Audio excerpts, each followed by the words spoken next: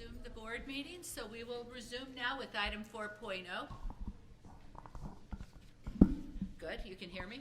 Item 4.0 is report on board members' activities. I'm going to start at my right with Imelda. Do we have any board member activities from any member of the board? We'll go from right to left.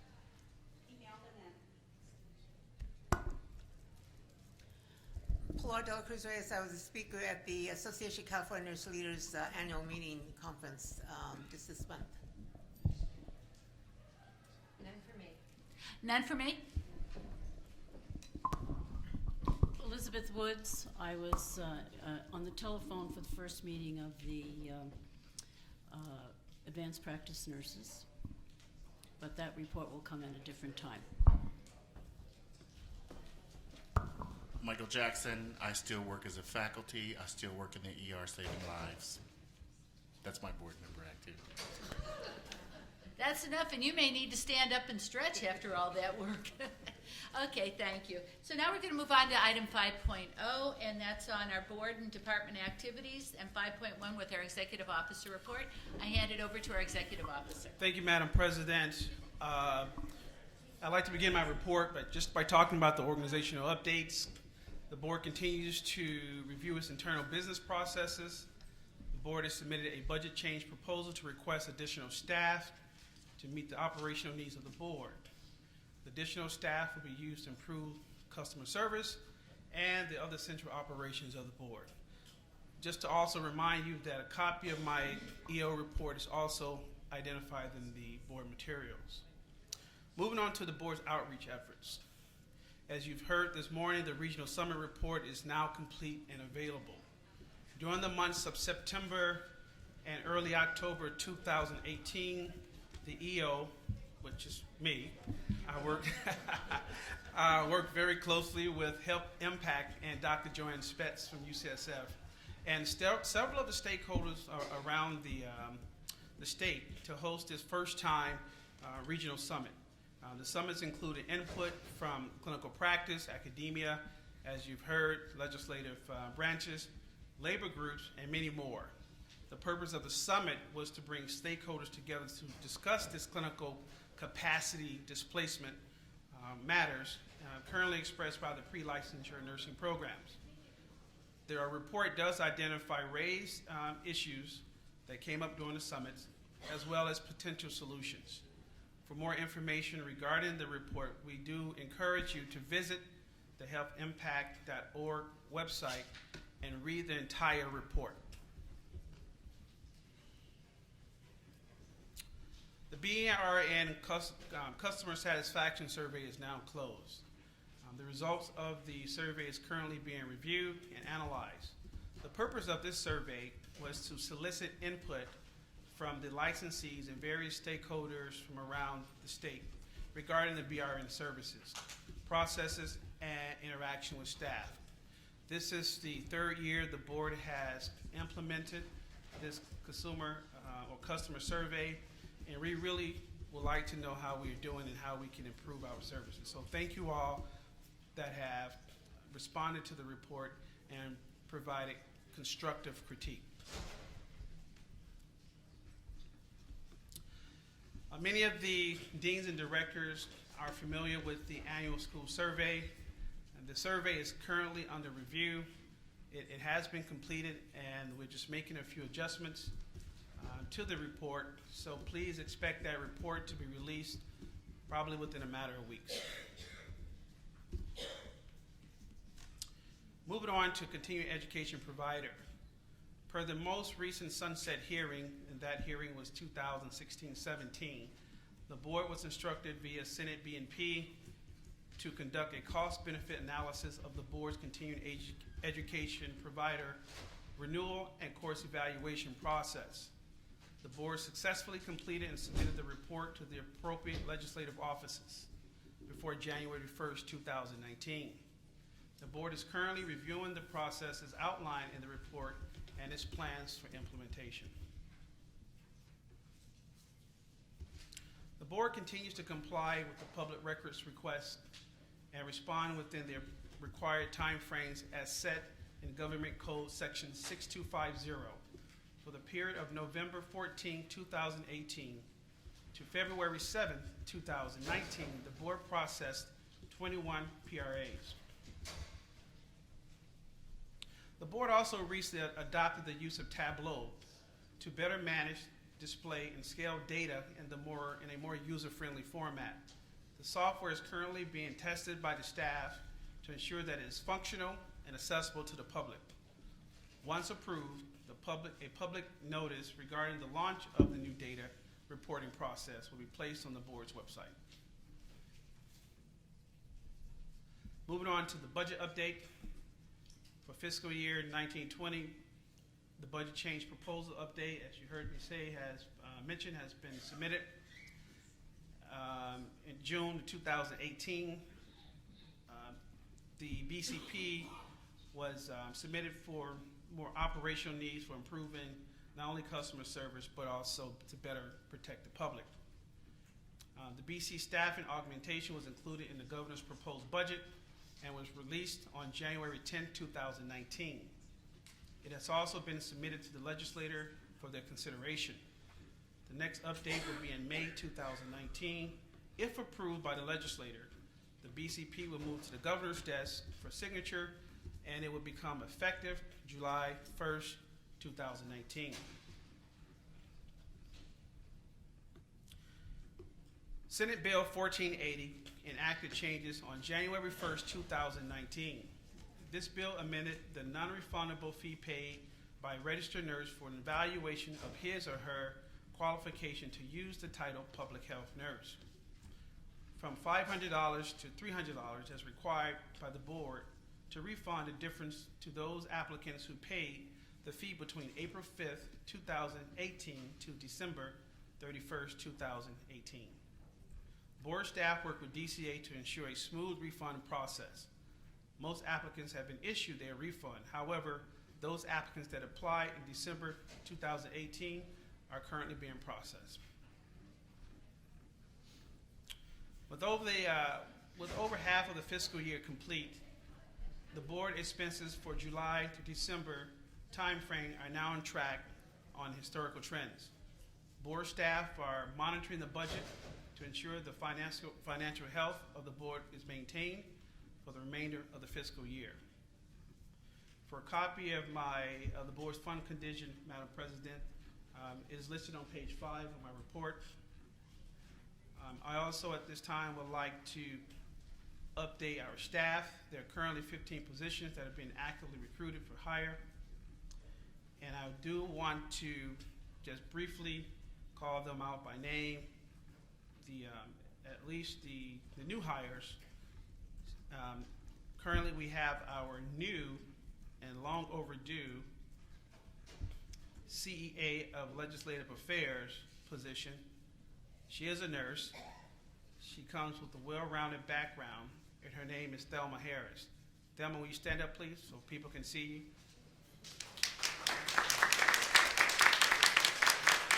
Thank you. Thank you for being here, Thelma.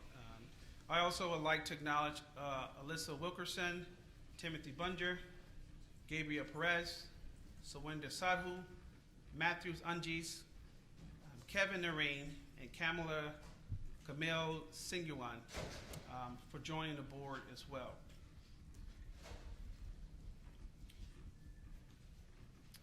We also like to, at this time, which is not in my report, Madam President, but I do think that it's worth mentioning.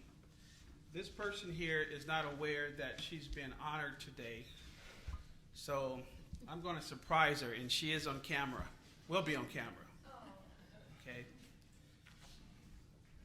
This certificate is presented to Ms. Christina Spriggs for her as a public servant in recognition of her employment with the California State Board of Registered Nursing for 25 years, completed September 1st, 2017, and this was signed by Governor Brown. So Christina, if you can come on up to receive this, let's acknowledge her.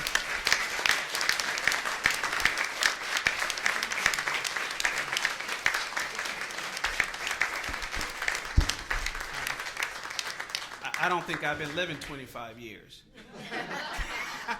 So why don't you come on up, and so we can, present this award to you for the public to see. And not only that, please wait, there's more.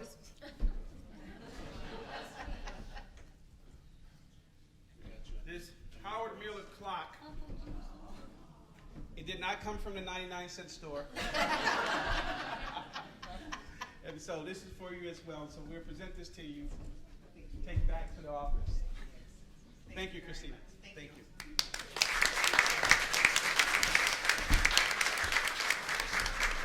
Yes. Christina is currently chief of licensing, and she and the entire staff work so hard to ensure that we're processing the licensing, the licenses for the staff in a timely manner. They've done a tremendous job over the last several years with updating processes and ensuring that we are moving them through in a more timely manner. So thank you, Christina, for your leadership. Madam President, that concludes my report. Thank you very much. Okay. All right. Now we'll be moving on to item 6.0, which is the report of the Administrative Committee. And my first item, 6.1, was introduction and welcome of Thelma Harris. And thank you very much for doing the introduction. And once again, from the board, we're just so happy to have you here, Thelma. And we know you're going to do a great job. And it's just, we all understand that you're already out there making contacts, friends, and promoting issues that need to be promoted and answering the questions that needed to be answered. So the BRN really likes having your voice out there. Thank you again. Item 6.2 is discuss and vote on whether to approve the proposed board meeting dates for 2020. We had given a list of dates out, and there was only one correction. So the correction that I'd like to make is that in 2020, we had proposed an April 9th and 10th board meeting. Due to some religious holidays, we decided that it would be best to move that board meeting. So it will now be on Wednesday and Thursday, April 15th and 16th. So I would like to move that we approve the board and committee meeting schedule for 2020, and it was published, right?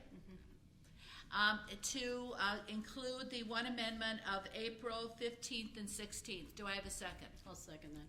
Okay, having moved and seconded, is there any public comment? Is there any board comment? Then I would like to take it to a vote, and I'll start on my right.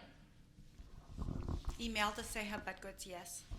Pilar Dela Cruz Reyes Simoleon abstain. Donna Gerber, yes. Trandy Phillips, yes. Elizabeth Woods, yes. Michael Jackson, yes. Thank you, and now I would like to move on to item 6.3, which is information only, and it's update on the budget change proposal, and I'd like to hand that off to my vice president on the admin committee. Thank you, Madam President. So I think most of you know that we were very busily last year during the budget change proposal process that the BRN goes through.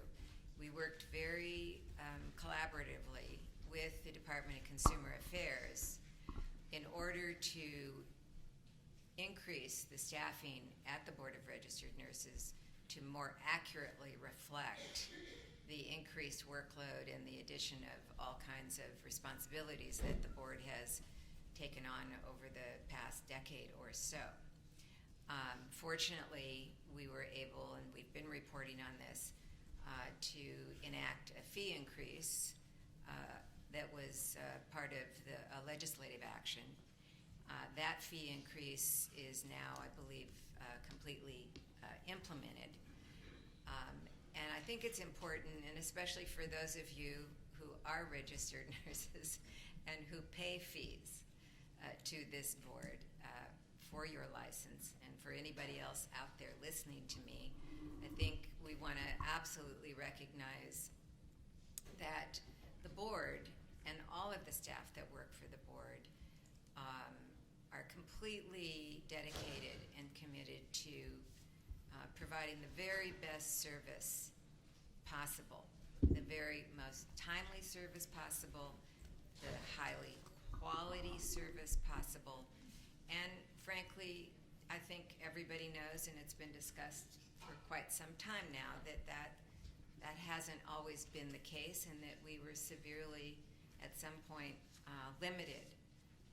When you take the registered nurse workforce in California from roughly 250,000 licensees to more like 450,000 licensees, you dramatically increase the workload, you dramatically increase all of the kinds of things that board staff come to work every single day to perform. So it's been a much needed action, and I'm proud to report that the budget change proposal that the board adopted and approved last, I think it was maybe a year ago, went into the process that the DCA and agency and the governor's office and the finance department participate. And if you recall, we had proposed that we add 94 positions. We were successful in getting a budget change proposal into this governor's budget for 67 of those positions. And certainly that's probably the largest budget change proposal in a budget that we have seen in the history of the Board of Registered Nursing. So the process is not over. It gets into the budget in January, but that budget doesn't get adopted until somewhere around July 1st. So we will be actively involved with all the parties that enter into the decisions about the state budget in order to try to make sure that we are going to end up with something that we can actually operate, keep the wheels on the wagon, and continue to improve our ability to respond both to consumers, to licensees, to other agencies, to the legislature. Now, remember that, again, if this budget goes through, it's not effective until July 1st. We don't get to go out and hire anybody under this particular proposal. And so you will, some of you, continue to see that it is more difficult than we would like to answer our telephone calls. It will continue to be a challenge, I think, for the staff that we have to handle the load and handle the increasing and increased load. But we will do our very best to do that, and then hopefully once the budget is adopted, we have those positions and we're able to begin the hiring process as soon after July 1st as physically and humanly possible. So I want to, personally, I want to thank the other board members who have, gone to the trouble to follow this, to learn about the budget process. I want to thank all of the staff of the BRN. I mean, we had many, meetings with a whole lot of people in the room to go over all of the details of this in order to produce the necessary documentation, the necessary rationalization, the necessary studies to validate a proposal that the board adopted. And I also want to say that I think going forward, this sets a very good, if you will, best practice, to use some of your terminology, that this board should be involved in the budget process every year and should be involved in adopting publicly the budget change proposal that goes forward to be evaluated by DCA agency and all the other parties that have a hand in deciding what to recommend to the governor's office. So I want to appreciate the work. I know that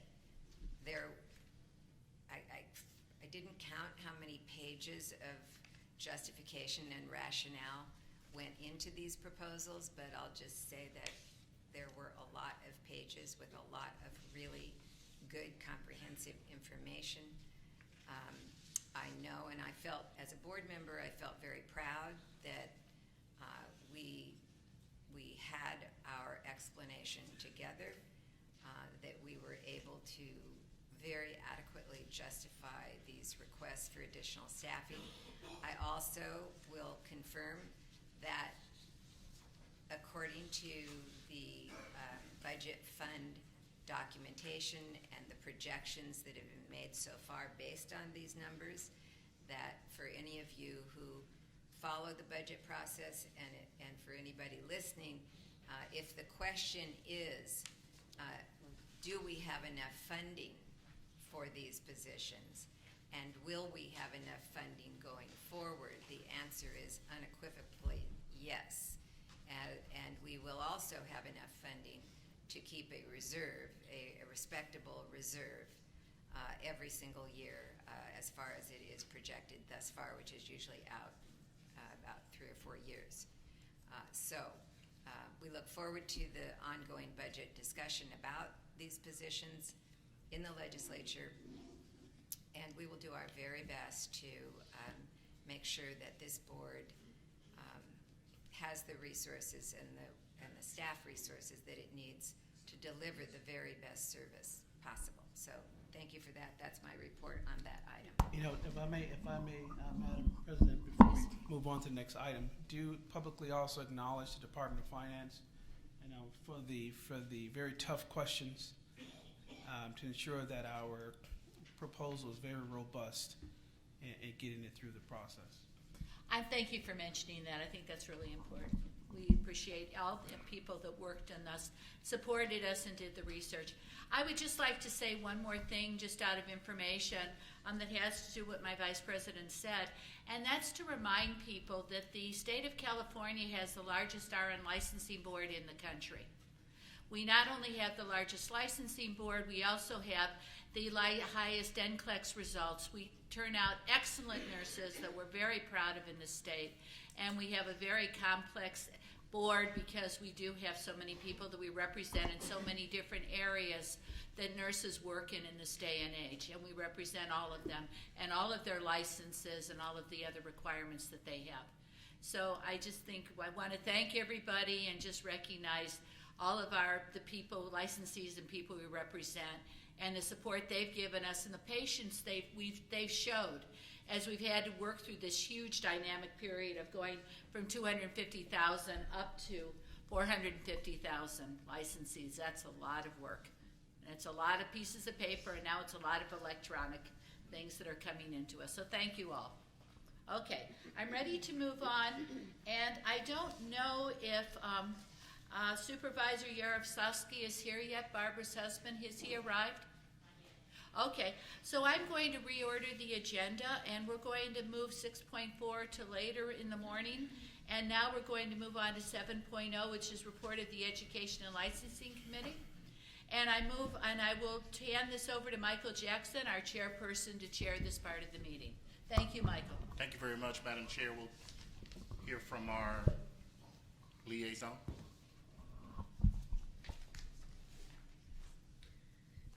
Good morning, my name is Carol Vellis, and I am a nursing education consultant from the southern part of the state.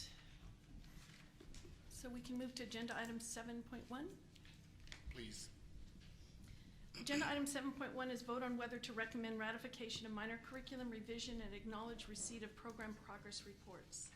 According to board policy, nursing education consultants approve minor curriculum changes that do not significantly alter philosophy, objectives, or content.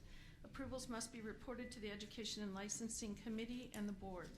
These minor curriculum revisions and progress reports were presented at the August 16th, 2018 Education and Licensing Committee meeting.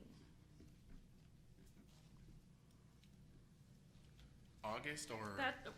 I'm sorry, that's a correction. January. That's January. I'm sorry about that, January Education Licensing Committee.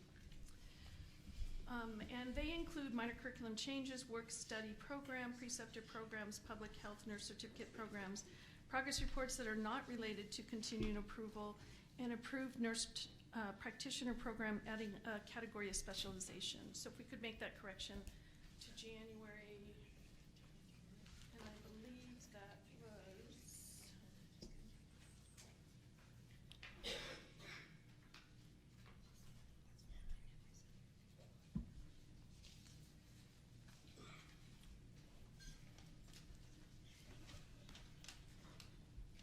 It was January 10th?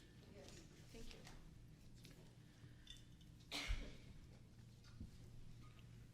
I'll make a recommendation that we accept item 7.1. I'll second. Is there any public comment for item 7.1?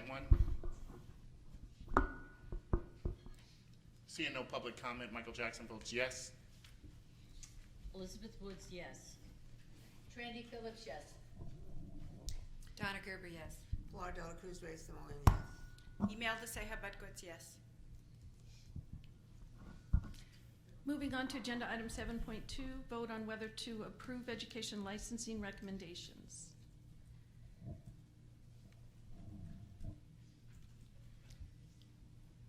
The Education and Licensing Committee met on January 10th, 2019 and makes the following recommendations. 7.2.1, continue approval of pre-licensure nursing programs for California State University Stanislaus Baccalaureate and Accelerated Baccalaureate Nursing degree programs, Point Loma University Baccalaureate Degree Nursing Program, College of the Desert Associate Degree Nursing Program, Santa Barbara City College Associate Degree Nursing Program, and Solano College, Community College Associate Degree Nursing Program. I'll make a recommendation we accept item 7.1, continue approval of the pre-licensure programs. I'll second that. Any public comment? No public comment. Michael Jackson votes yes. Elizabeth Woods, yes. Randy Phillips, yes. Donna Gerber, yes. Flora De La Cruz Reyes Simoneon, yes. Imelda Seja Butkus, yes. Agenda item 7.2.2, continuation of approval of pre-licensure nursing program for Southwest College Associate Degree Nursing Program. Item 7.2, I abstain from this. So we need another person to take Yeah, it. Mr. Chairman, I'll move acceptance of 7.2.2. I'll second. And I'll second that. Public comment? Seeing no public comment? Elizabeth Woods, yes. Randy Phillips, yes. Donna Gerber, yes. Flora De La Cruz Reyes Simoneon, yes. Imelda Seja Butkus, yes. Agenda item 7.2.3, defer acceptance of progress report for advanced practice program at United States University Advanced Practice Family Practitioner Program.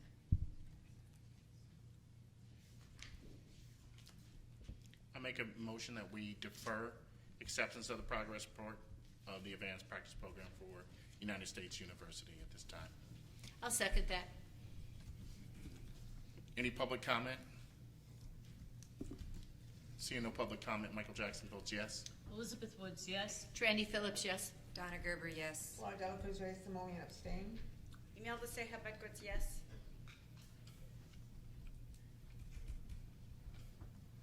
Agenda item 7.2.4, grant initial approval of advanced practice nurse practitioner, family nurse practitioner program for West Coast University Advanced Practice Family Nurse Practitioner Program.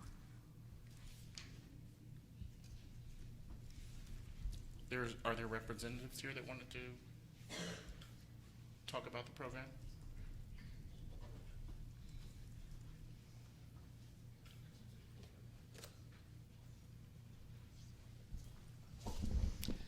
Good morning. I'm Robin Nelson. I'm the Dean of the College of Nursing, and I'm joined by Michelle Payson Medina, who is the Program Director for the FNP program. And I just needed some clarification on the motion, how it was going to read, please. Can I read the action again for you? The action is recommend initial approval of advanced practice family nurse practitioner program at West Coast University with an annual enrollment of 144 students was the full action. That was the action. That was the full That recommendation was the from ELC. recommendation from the ELC. Right, and so I would like to request an amendment to the motion. We definitely appreciate the approval because the program was, met all of the regulatory requirements, but we'd like the motion just to be approval of the program without any indication of enrollment. I have a question for Dr. Velez. Am I correct in remembering that the report indicated that currently there are 115 students? Am I accurate about that? I'm just checking my memory here.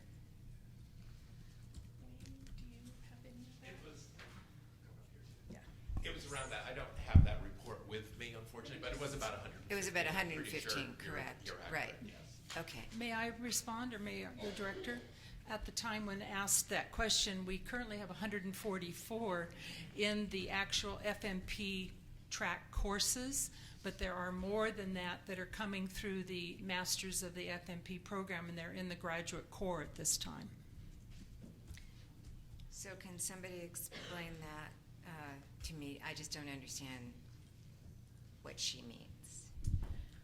The FMP program is a master's program that has kind of general education courses and then for master's level education. But it's not a pre-licensure program. No, it's post-licensure. post-licensure. Got it. Licensure. Got it.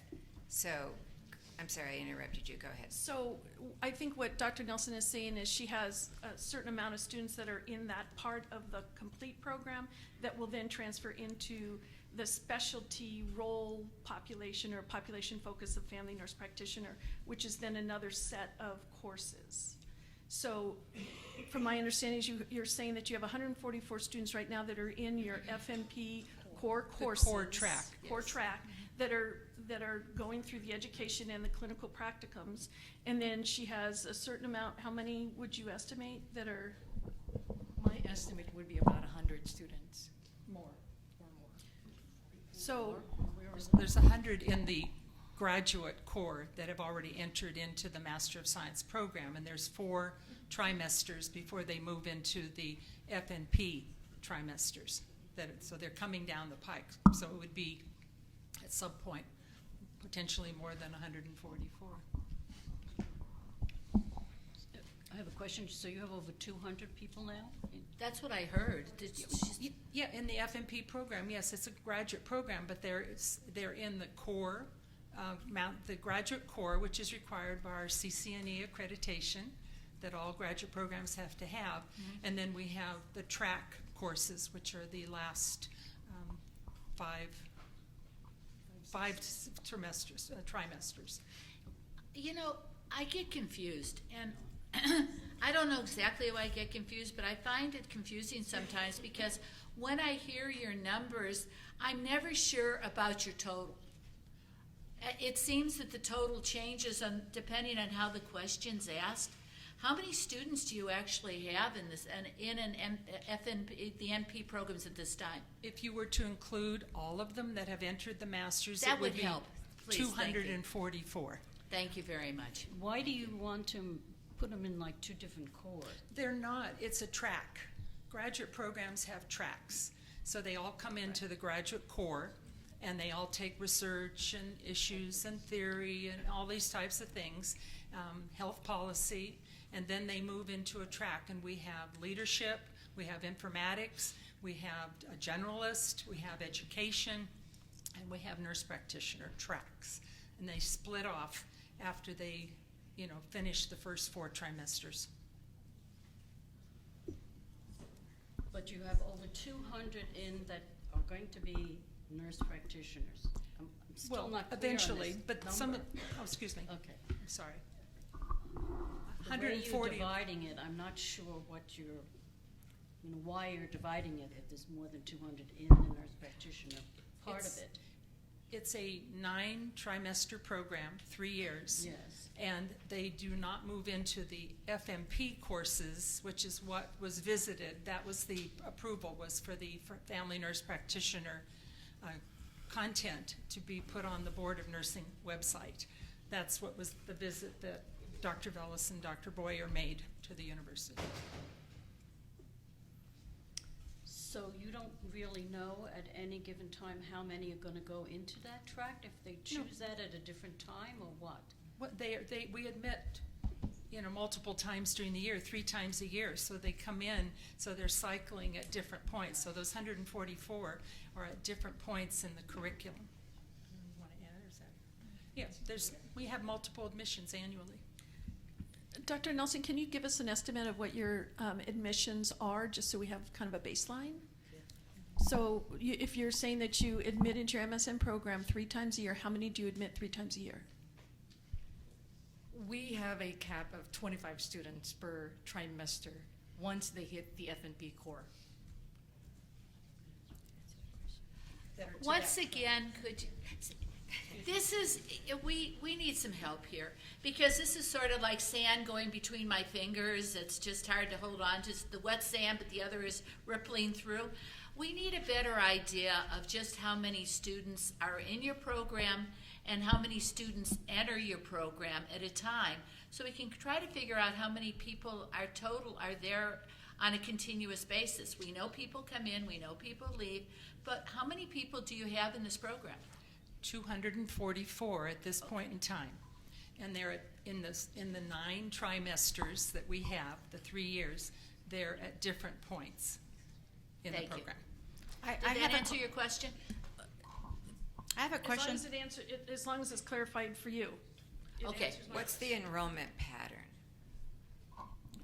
Each cohort of F&P track students, which we admit at the beginning, as Dr. Pesa Medina said, is a 25 cohort. And we admit 3 times a year. So conceivably there would be 75 that would enter into the Master of Science in Nursing program who are pursuing the FNP within that sequence. I have a question for the attorney. Since it's not on the agenda, I mean it is, but can we amend it at this point in time, or do we have to defer it back to the committee? Oh, for me? Yes. Yeah, you can make any motion that you would like to do. Mr. Chairman, I would move that 7.2.4 be approved as was recommended by the ELC committee. Second it. So, Are there any public comments? Madam Chair, I have a question. Who finds the clinical placement for the nurse practitioner? We do have a dedicated clinical placement team whose main responsibility is to secure and identify clinical placements for every single FNP enrolled in our program. So the student does not have to find their own No, clinical placement? they do not have to find their own. Thank you. So can I ask what would be the next step? Do they have to, for an increase, would they have to go back to the committee and be brought before this board again? It depends upon which motion passes. Right. I mean, there's only one motion on the table at the moment. Are there any more questions from the committee? I mean, from the board. So can I just kind of clarify? So are you saying that you want to keep the action at an annual enrollment of 144 students, or are you saying that you want the annual enrollment 3 times a year of 25 students per cohort for the FNP track? The motion is to adopt the recommendation of the Okay. ELC. Thank you.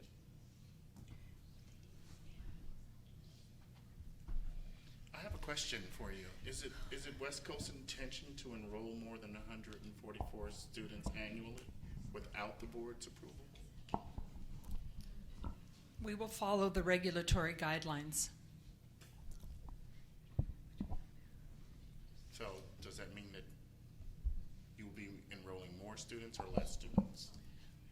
We enroll 25 FNP students 3 times a year into the master's graduate program. Thank you. Any other questions from the committee? no. Any public comments? Seeing no public comments, can we restate the motion, please? The motion is to recommend initial approval of advanced practice family nurse practitioner program at West Coast University with an annual enrollment of 144 students. So moved. Second. We already had a first and second, Correct. correct?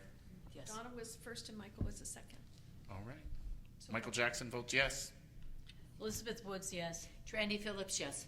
Donna Gerber, yes. Flora De La Cruz Reyes, Simoneon, yes. Imelda Ceja Betquitz, no.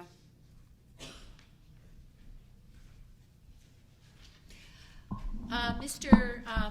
EOC Chairman, I'd like to reorder the agenda at this time because we now have a visitor and he's under time constraints, so I'd like to be able to Absolutely. to go back to item 6.4. Thank you. Item 6.4 is remembrance of presentation honoring board member Barbara Yaroslavsky. And as I told you at the beginning of the meeting today, that we felt our time with Barbara was too short and that we really didn't have a time to say goodbye. So we consider this to be Barbara's last board meeting, and Barbara's seated at our table. There's a chair for Barbara because in our heart she's still here today. I'd like her husband, former LA County Supervisor Zev Yaroslavsky, to come forward if you would please, so that we can talk to you about Barbara and what she meant to us as a board. We're so happy that you made the time to come. Thank you for the invitation. Thank you. And would you like to say something, or would you like us to just start on our remembrances of Barbara? Why don't you start? And I'll- All right, I'll I'd be finish. very pleased to do that. The first thing I would like to say, and then we have some other things, but I'd like to say that personally, I felt Barbara to be the heart, passion of this board, and she brought heart and passion. And she brought a lifetime of experiences, life's experiences, being on different types of public and private boards and community groups, all which was so enriching to this board of nursing. And that we were really very honored and happy to have her here. So that's my comment. Now, before we go any farther, I'd like to do some presentations honoring Barbara. And to do those presentations, I have two people that will be presenting. One is Patrick Lee, who's the Assistant Deputy Director of the Office of Board and Bureau Services for the Department of Consumer Affairs. And so Patrick is here, and also we're going to have our Executive Officer, Dr. Joseph Morris, and he's going to also be doing a presentation. So if you'd please present. Good morning. President Phillips, Vice President Gerber, Executive Officer Morris, Supervisor Yaroslavsky. First of all, thank you, President Phillips, for an opportunity to help recognize an incredible woman, a community leader, a colleague, and a mentor. And as many of you know, Barbara Yaroslavsky was a force and an inspiration for the Department of Consumer Affairs, for the state of California, and for all the lives that she touched. To honor her memory, the Department of Consumer Affairs, in collaboration with the Board of Registered Nursing, created this in memoriam proclamation to present to Mr. Yaroslavsky. It is only a small token of our appreciation for the boundless acts of service that Barbara has blessed us with throughout her life. And so I thought I would take a minute to read the proclamation in memoriam for Barbara Yaroslavsky. Whereas the state of California lost a cherished community leader on December 26, 2018, with the passing of Barbara Yaroslavsky. Whereas Barbara Yaroslavsky was a lifelong activist and advocate and has made countless contributions to the Department of Consumer Affairs and the mission of protecting California patients. Whereas Barbara Yaroslavsky served on the Board of Registered Nursing since 2016 and for 13 years on the Medical Board of California in a variety of roles, including president. Whereas Barbara Yaroslavsky was a tireless champion for children and families, serving as a member of the Los Angeles Commission on Communities and Family Services and Friends of the Saban Community Clinic. Whereas Barbara Yaroslavsky leaves behind an invincible legacy through her distinguished career and the lives she has touched. Now therefore be it resolved that the Department of Consumer Affairs honors the memory of Barbara Yaroslavsky and celebrates her extraordinary achievements, and be it resolved that the Board of Registered Nursing Library be renamed the Barbara Yaroslavsky Conference Room in admiration and appreciation for her lifelong service to California. If President Phillips, would you be able to join me in presenting this proclamation to Mr. Jaroslawski? I definitely would.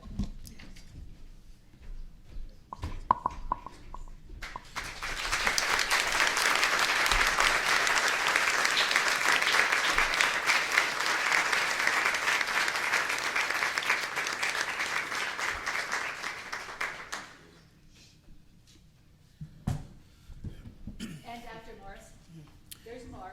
We want you to see this.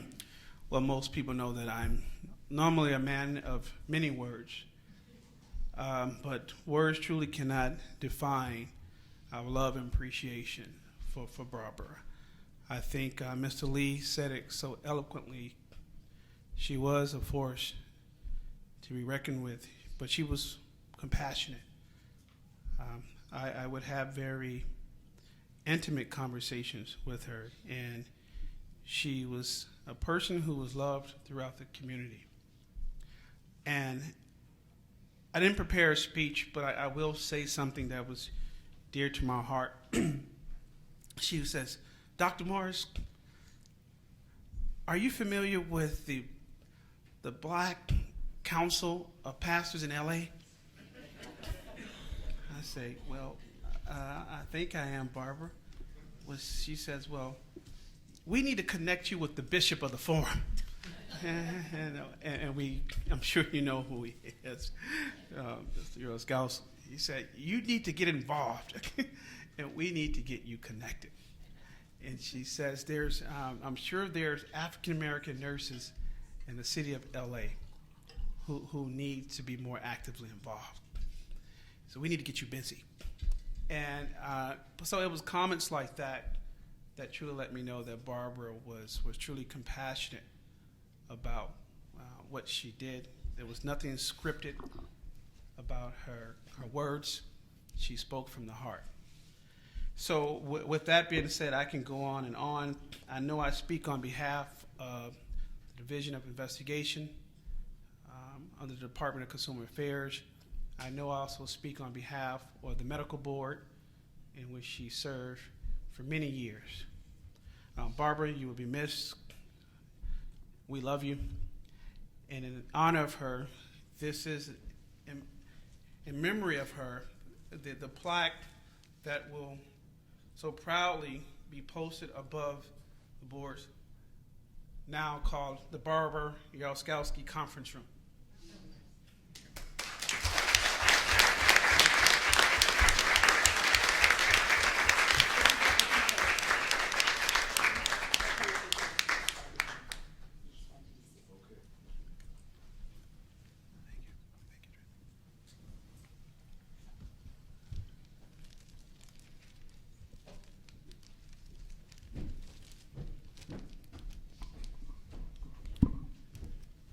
In conclusion, I would just like to give our board members a chance if they'd like to say something honoring Barbara.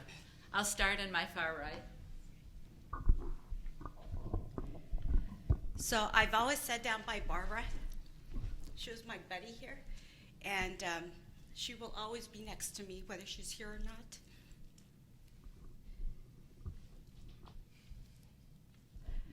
You know, Barbara had a sense of humor, and she would always question everybody. You know, she had a motive for everything. She would tell me, I have a motive. And I said, but Barbara, you know the answer. She says, yeah, I know, but I just want to hear what they have to say. She was always making everybody accountable. She was very resourceful. If I was working at a project at work, she would connect me to people that knew more about the resources. She would send me an email. She says, connect with so-and-so. I've sent them an email. They're going to be calling you so you can connect with them. And it's to say, thank you, Barbara. Barbara was very down to earth. She knew everybody, but you would never know that. I mean, she was everywhere, and she just didn't flaunt the people she knew.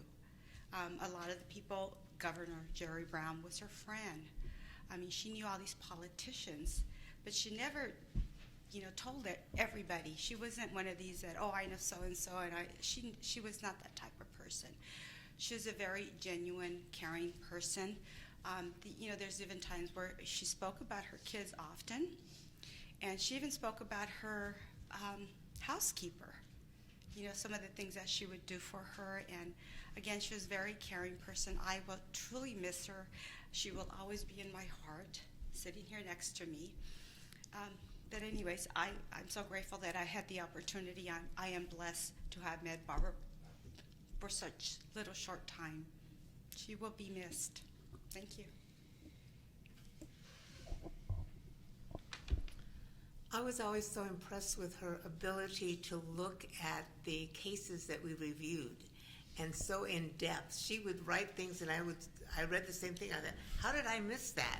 And Barbara was very detail oriented in terms of what was on those reports, and I was always so amazed at her ability to do that. I was also amazed at how many people she knew, and the boards that she served on, and the service that she'd given to her community. She was one of those people that you think, wow, walks in the room and just knows people and has the connections. And so in the short period of time that I knew her, I felt very blessed to have known her and to have learned from her.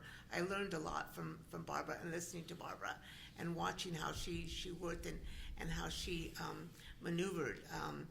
She kept up with us, even with her, with her cane and all. No matter where we went for dinner, wherever, she was able to keep up with us and go to places. And, she didn't stay back. She was always part of the team, and I will always remember her for that. And I feel very privileged to have known her and had the opportunity to know her, and I will miss her. Thank you. Supervisor, good to see you face to face.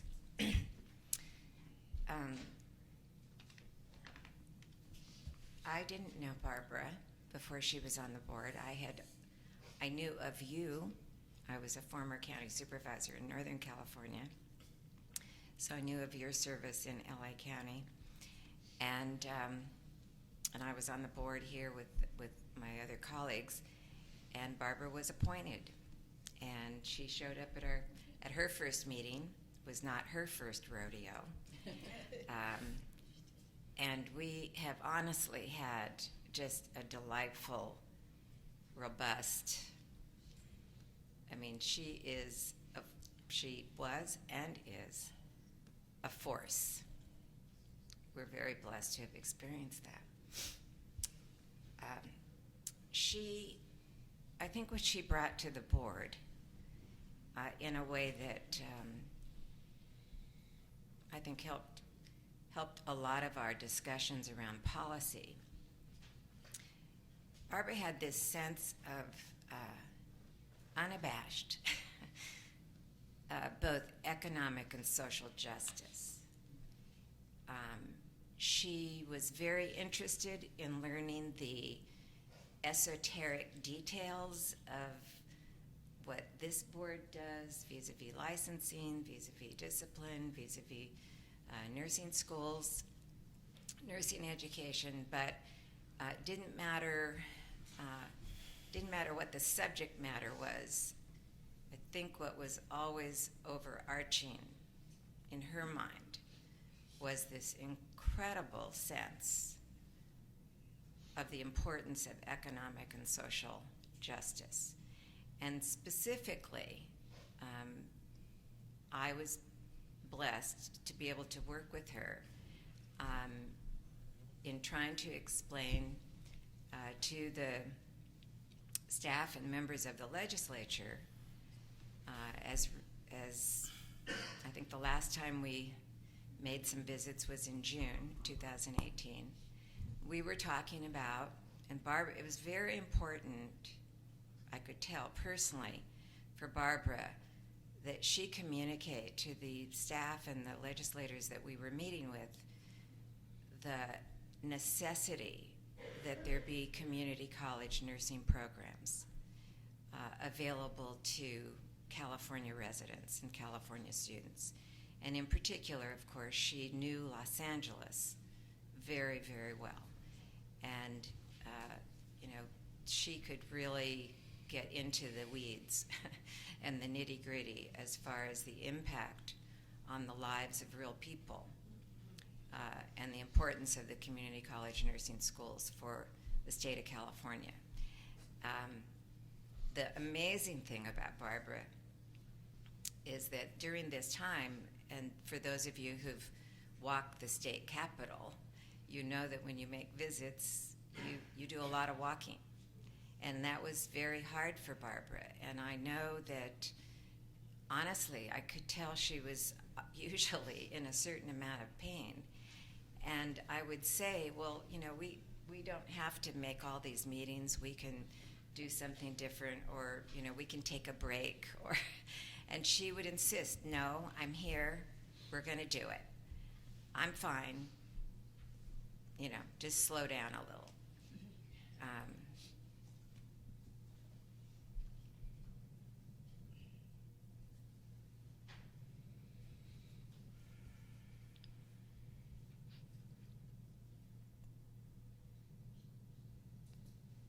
I have missed her every day since we found out what happened. I'm sorry about this. This is just me. But I did want to say to you, Supervisor, thank you for sharing her with us, because her time and her dedication made a huge difference, a huge contribution. So thank you to your family. I couldn't have stopped. Absolutely true. Thank you very much. Thank you. Sorry about that. I already said how much Barbara meant to us, but I just wanted, in comment, also say, Supervisor, please share our feelings about Barbara with your family and let them know what a whole her passing has meant on this board. It really has. Okay, Betty? My sincere condolences to your family. Barbara, what can I say? She was a true humanitarian.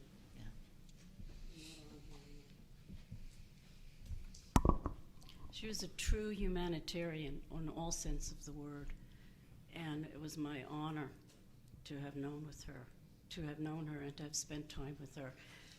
But she was so low-keyed in a lot of ways.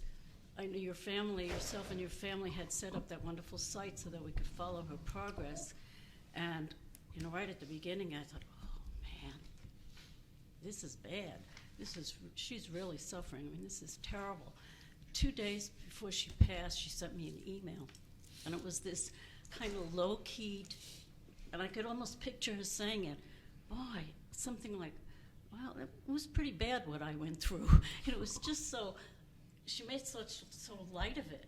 And the other thing is, Barbara used to write these, well, call them little epistles, and we used to have to check, we had to follow through on things that nurses got in trouble with for one reason or another, and kind of vote on it and talk about it. And she used to write up these things, and I used to love to read them because I've been a nurse for many, many years, but she would bring stuff to my mind for me to think about, which I wouldn't have thought about unless I thought how she put it down.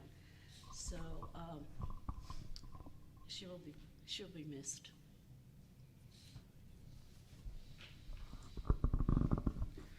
Thank you for coming out and listening to all the board members express our feelings for Barbara. We all know she was a force to be reckoned with on the board. I won't even talk about that. I'll just talk about the relationship that she and I had. I heard you mention that you couldn't stop her even if you wanted to. That's exactly Barbara, because she can get you to do exactly what she wanted you to do. Many times, leaving during travel, I remember, you know, she'd be like, Mr. Jackson. She only called me Mr. Jackson when she wanted something. Mr. Jackson, can you take me to the airport? You know, it may be a little bit out of my way because I got to drop off the rental car. And, you know, I'm like, Barbara, you know, we get frustrated with her. And she'd be like, Okay, it's okay, Michael. Leave an old lady on the side of the road. I'll just get mugged. You know how many times she's told me that? Or, it's okay, Michael. Leave an old lady reading in the dark. I don't care. She has told me that so many times. She'd reach out to me, just send me text messages, not about board issues or anything like that. Of course, about political issues in the world. But, Michael, you need to watch this Netflix special, blah, blah, blah, blah, blah. Michael, you need to watch Mrs. Maisel. It's fabulous.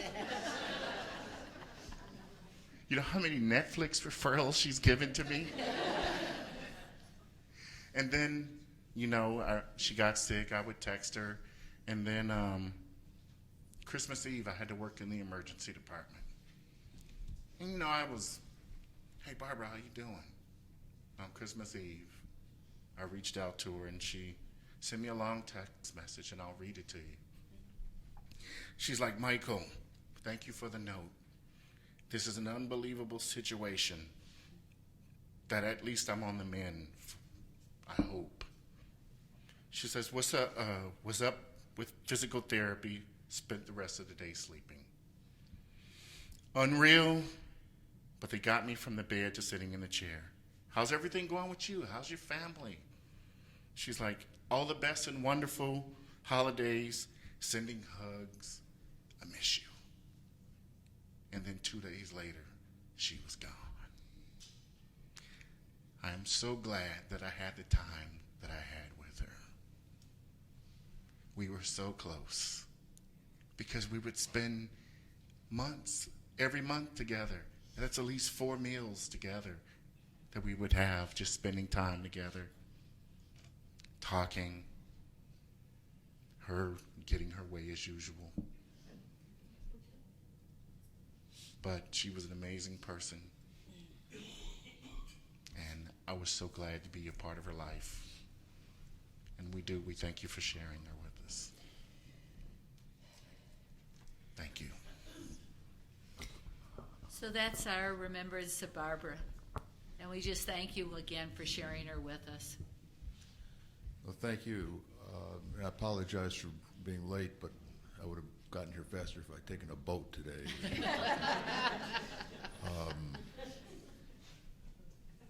First of all, on behalf of my family, my daughter, who lives up in San Mateo, and my son,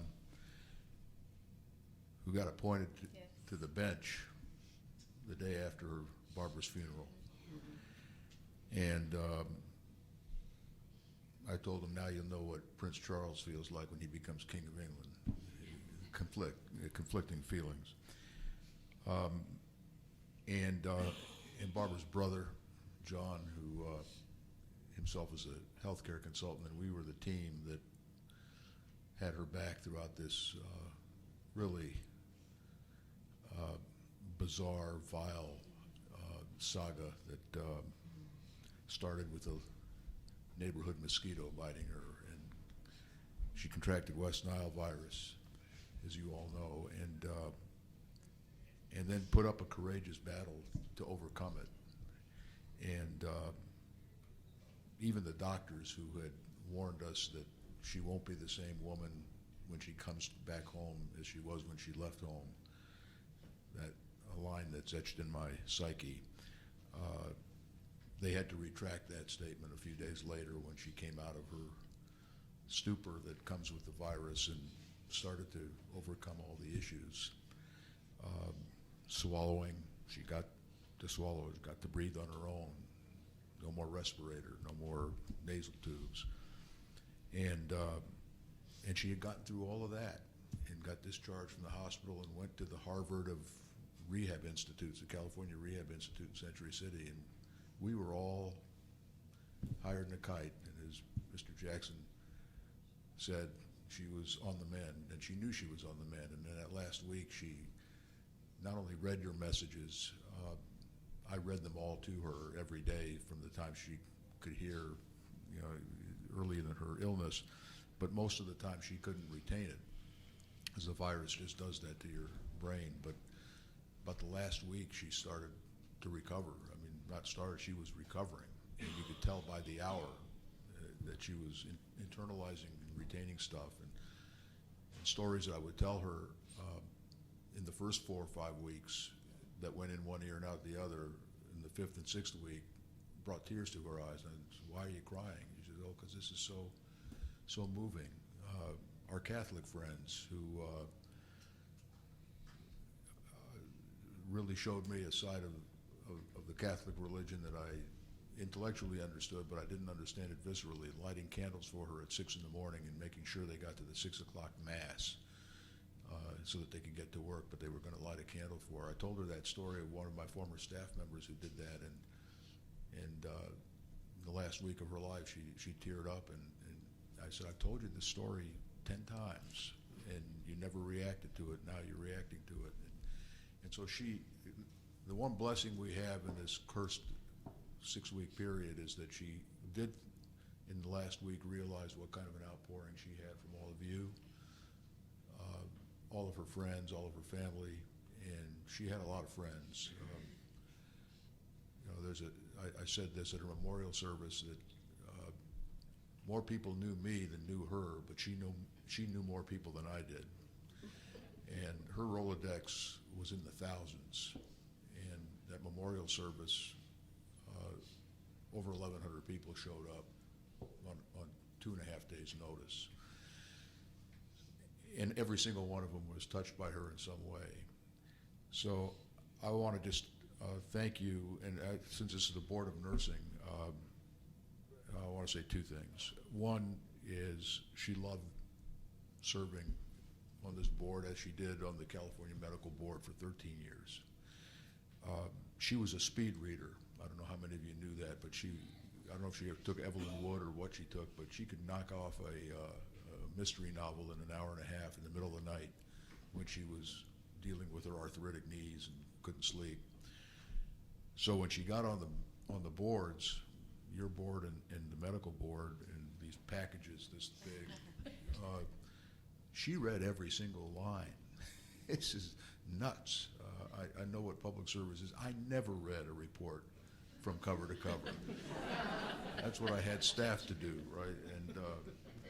And I told my staff, who have been in touch with me, I said, all of the stuff that we've been talking about, you've been talking about, all the things she did, you're only one board she served on. She served on a bunch of boards, and she took care of her grandkids, and she took care of me, and she was in everybody's business all the time, right? And she did this without a secretary and without a staff. Now, how does one do that? It's just mind-boggling. So that's one thing I wanted to say to you and to the staff here.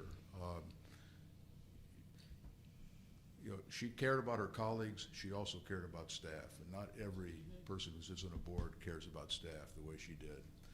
And people she worked with for the last 16 years in the state are still her very close friends. And I think some of you know that. And I saw the people who were coming on the CaringBridge site and following her progress, and I said, "Who's this?" Board Registered Nursing. Yeah. And a bunch of folks came down from Sacramento for her service, and we were very touched by that. Second thing I want to say is, since this is the Board of Nursing, Barbara's been in the hospital a few times during the course of her life for knee replacement surgery, shoulder. I told her if she died before I did, I'd donate her body to the orthopedic museum, wherever it is, because she's had every orthopedic problem known to man. And we've always been impressed with nurses, a lot more than we are with doctors. And I have to say that I was just blown away by the quality of the nursing staff. She was at Cedars, but this could have been at any hospital. And the care they gave her and me, I have to say. I needed more help at times than she did. She didn't know what hit her. I did. And so I just want to say that to all of you and to the nurses who are here in the audience. It is a great profession, one which I would never step foot into It is the most selfless, it requires the most selfless personality and the most generous personality, and they were terrific. And they gave us a lot of sub rosa advice about how to deal with the situation. But she was a great, and she is a great lady. It has blown a hole in our family. I met her in 1967 when she was a switchboard operator. So you talk about connecting people. She's been connecting people since she was, you know, and if you are old enough to remember switchboards, you could listen in on people's conversations. I'm not saying that she did, but she gave the impression that she knew an awful lot of stuff. And she was incredibly connected to people, not just as a name dropper, but in some fundamental, profound way. She touched people. You know, you had a kid who was looking for a girlfriend or a boyfriend to hook up with and get married. She put was a matchmaker for more marriages than anybody I know, including my own daughter and son-in-law. She and her mother, her counterpart, conspired to get those two together some years ago. So she was just a remarkable human being, and sadly, she was taken from us too soon. She had way too much more to give, and she compensated for her physical limitations, primarily her legs, exclusively her legs, and she just figured out a way to deal with it, as she figured out a way to deal with certain things in her hospital stay. And I'll tell you, her sense of humor. Those of you who followed the CaringBridge site will remember the story, but the question they kept asking her to see if she was coming back was, there were 4 questions. Where are you? What year is it? Which is a dumb question to ask. You wake me up at 5 in the morning and ask me what year it is. I'm not sure I'd get it right. But where are you? She could never answer that question until the last week she was in the hospital, and then she said to me, she said, "You know how they keep asking me where I am?" I said, "Yeah, and you've never been able to answer it correctly." She says, "Yeah, but I have the last couple of days." And she, "Can I tell you a secret?" I said, "Yeah, what is it?" She says, "Well, look at that bottle of water on the dining table next to the bed." I said, "Okay, what about it?" She says, "What does it say on it?" I said, "Cedar Sinai Medical Center." So that's why she was answering. She was a cheater. Yeah. But I told the nurse, that compensation of trying to circuitously figure it out took more intellectual energy than just remembering instinctively where she was. That's the kind of person she was. She compensated for her bad knees. She compensated for this illness. She gave us a lot to smile about, and I'm very, very touched, as I know my kids will be and my brother-in-law will be, the naming of the conference room for her. That is, I'm very, very moved, and thank you for your friendship to her. She kept trying to get me to come to one of these meetings. She said, "We're going to Riverside, the Mission Inn. Ronald Reagan had his honeymoon there." I don't want to go, and I'm sorry I didn't, because I would have liked to gotten to know you folks a little bit better. But she loved you. She loved her work. The state got its money's worth out of her, and so did the people she worked with. You touched her as much as she touched you. Thank you so much for this. Appreciate it. Goodbye, Barbara.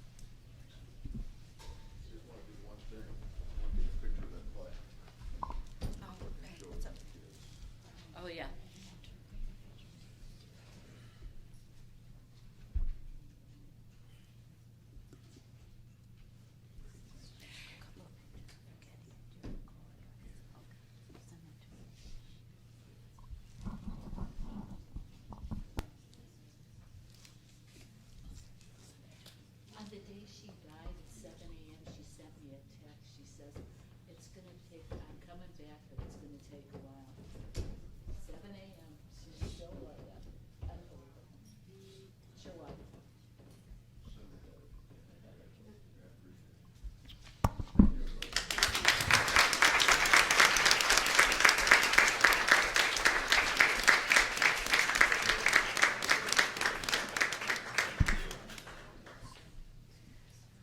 Okay, we're going to be going back to the education and licensing report. So I'm going to hand this back to Chairperson Michael Jackson. Thank you very much.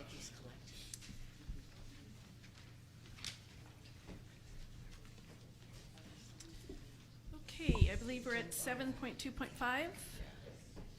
Yeah. And that is to approve major curriculum revisions for West Hills Lemoore Associate Degree Nursing Program and Unitech College Associate Degree Nursing Program. Recommendations from the ELC? The recommendation for West Hills is just to approve, to recommend approval of major curriculum revision for West Hills Lemoore Associate Degree Nursing Program. And for Unitech, it's recommend approval of major curriculum revision for Unitech College Associate Degree Nursing Program to offer the baccalaureate degree in nursing and discontinue the associate degree program. Enroll 4 times per year of 40 students for a total annual enrollment of 160 students. So move. Second. Any public comment? Seeing no public comment, Michael Jackson votes yes. Elizabeth Woods, yes. Trandy Phillips, yes. Donna Gerber, yes. Laura Dela Cruz Reyes Simonian, yes. Imelda Seja Butkus, yes.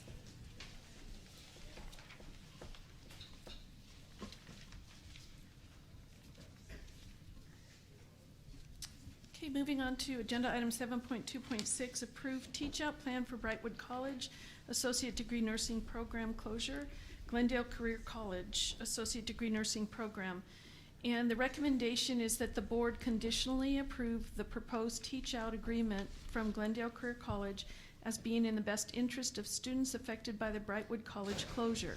The college notes that under the board's regulatory process, a teaching-out institution is required to provide the board with a teach-out plan consisting of information related to its faculty, curriculum, facilities, and clinical placements. The committee anticipates that this conditional approval will become non-conditional after receipt by the board of information related to faculty, curriculum, facilities, and clinical placements that meets the minimum requirements outlined in the board's regulation. So move. Second. Are there any public comment? Seeing no public comment, Michael Jackson votes yes. Elizabeth Woods, yes. Trandy Phillips, yes. Donna Gerber, yes. Laura Dela Cruz Reyes Simonian, yes. Imelda Seja Butkus, yes. Agenda item 7.2.7, approve major curriculum revision, enrollment increase for California Baptist University Baccalaureate Degree Nursing Program. The action states California Baptist University Baccalaureate Degree Program increase of 16 students in the fall and 16 students in the spring for an annual enrollment of 192 students. Program will open half of their enrollment increase to Brightwood College students who wish to transfer. Quarterly reports will be submitted to NEC for all Brightwood College students until they graduate. So move. Second. Public comment? No public comment, Michael Jackson votes yes. Elizabeth Woods, yes. Trandy Phillips, yes. Donna Gerber, yes. Laura Dela Cruz Reyes Simonian, yes. Imelda Seja Butkus, yes. Agenda item 7.2.8, deny request for major curriculum revision enrollment increase for American Career College Associate Degree Nursing Program. American Career College Nursing Program requests to be removed from this application, or this request. Mr. Chairman, point of clarification. I received last week a letter from American Career College where they have withdrawn their application for the enrollment increase. So there can be no board action. Thank you. Are there any questions or comments from the board? Mr. Chairman, so let me just again sort of clarify my understanding of what's going on here. So the The ELC committee recommendation on this application, as I recall, and is stated here, was to deny the request for a major curriculum revision, specifically an enrollment increase. At that time, our rationale was that we were concerned about the NCLEX scores, and we also had clear evidence of clinical displacement resulting from an approval.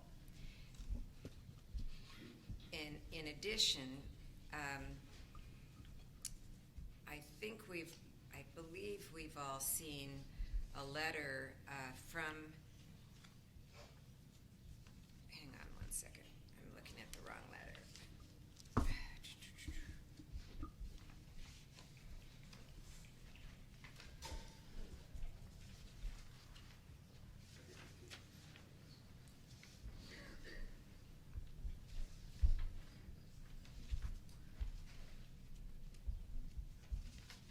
Too many pieces of paper.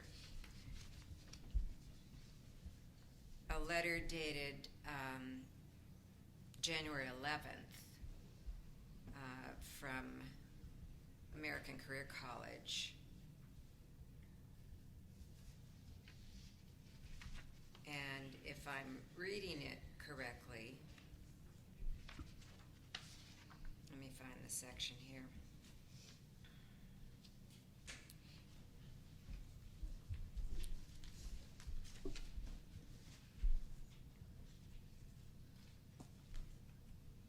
They basically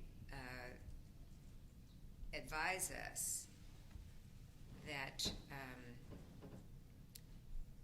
they will begin enrolling additional students during its next term, which is scheduled to start on February 20th of this year.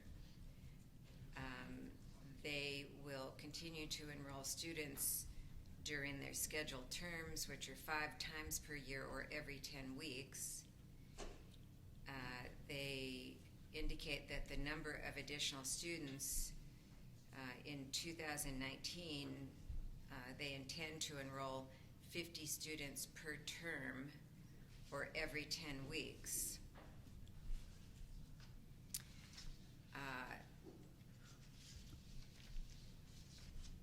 So I'm a little bit, I guess I have a question perhaps for our legal counsel on, they had a pending application. It was heard at the ELC.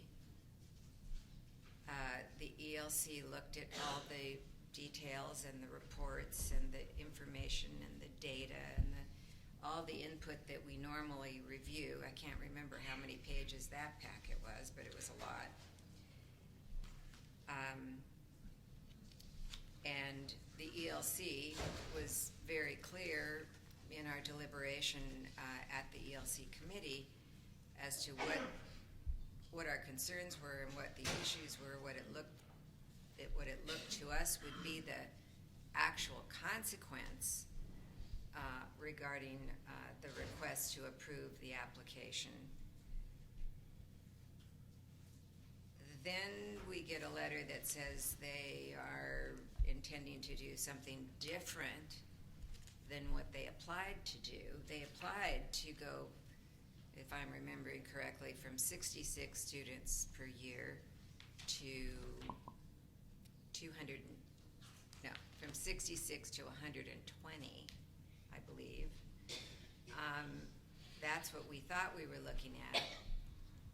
Now they've changed those numbers rather exponentially. And so then we have it on, as we normally do, we have the ELC recommendation on the board agenda for today. And now they have indicated that they're withdrawing that application. But I'm just trying to clarify my understanding, but my understanding is they still intend to unilaterally increase their students to the numbers in the letter that they've sent us. Is that accurate? That's my understanding of the letter. Okay, and your indication to us is because they've withdrawn the application, because they've withdrawn the application, there now is no application to increase their enrollment, correct? Correct. Okay, thank you. I just needed to be clear about what was going on here. Were there representatives from ACC here?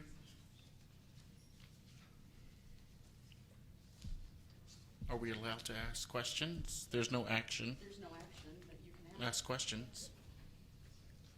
We'd like to ask questions.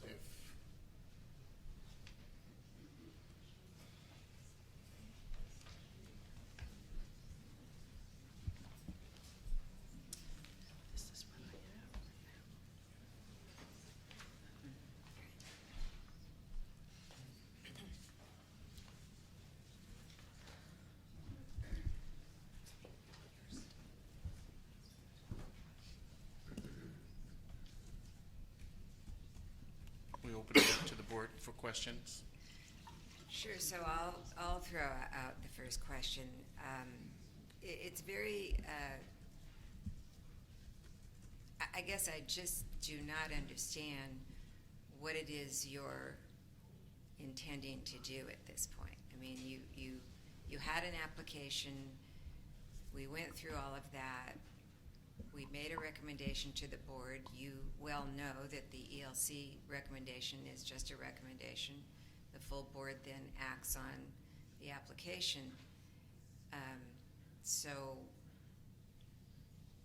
you're withdrawing the application. So in fairness, quite a bit's changed in the landscape of this board and its governance over enrollment patterns since January 10th. Fair? So the guidelines that were being used to evaluate and consider our application have been decertified and withdrawn by this board. So it's very difficult for us to understand how we can go through this process in a fair, objective, and meaningful manner in the absence of guidelines or regulations on that topic. You're not indicating that regulations have disappeared. I'm indicating you? there's no reference in the Nursing Practice Act that refers to how a school such as ours would go through the process as described in the withdrawn guidelines. So now that those guidelines have been withdrawn, and those are the guidelines that were being used to evaluate our application during the licensing committee process, it would be inappropriate to use those same guidelines during the process today. And that's why the application was withdrawn. So my understanding is that we withdrew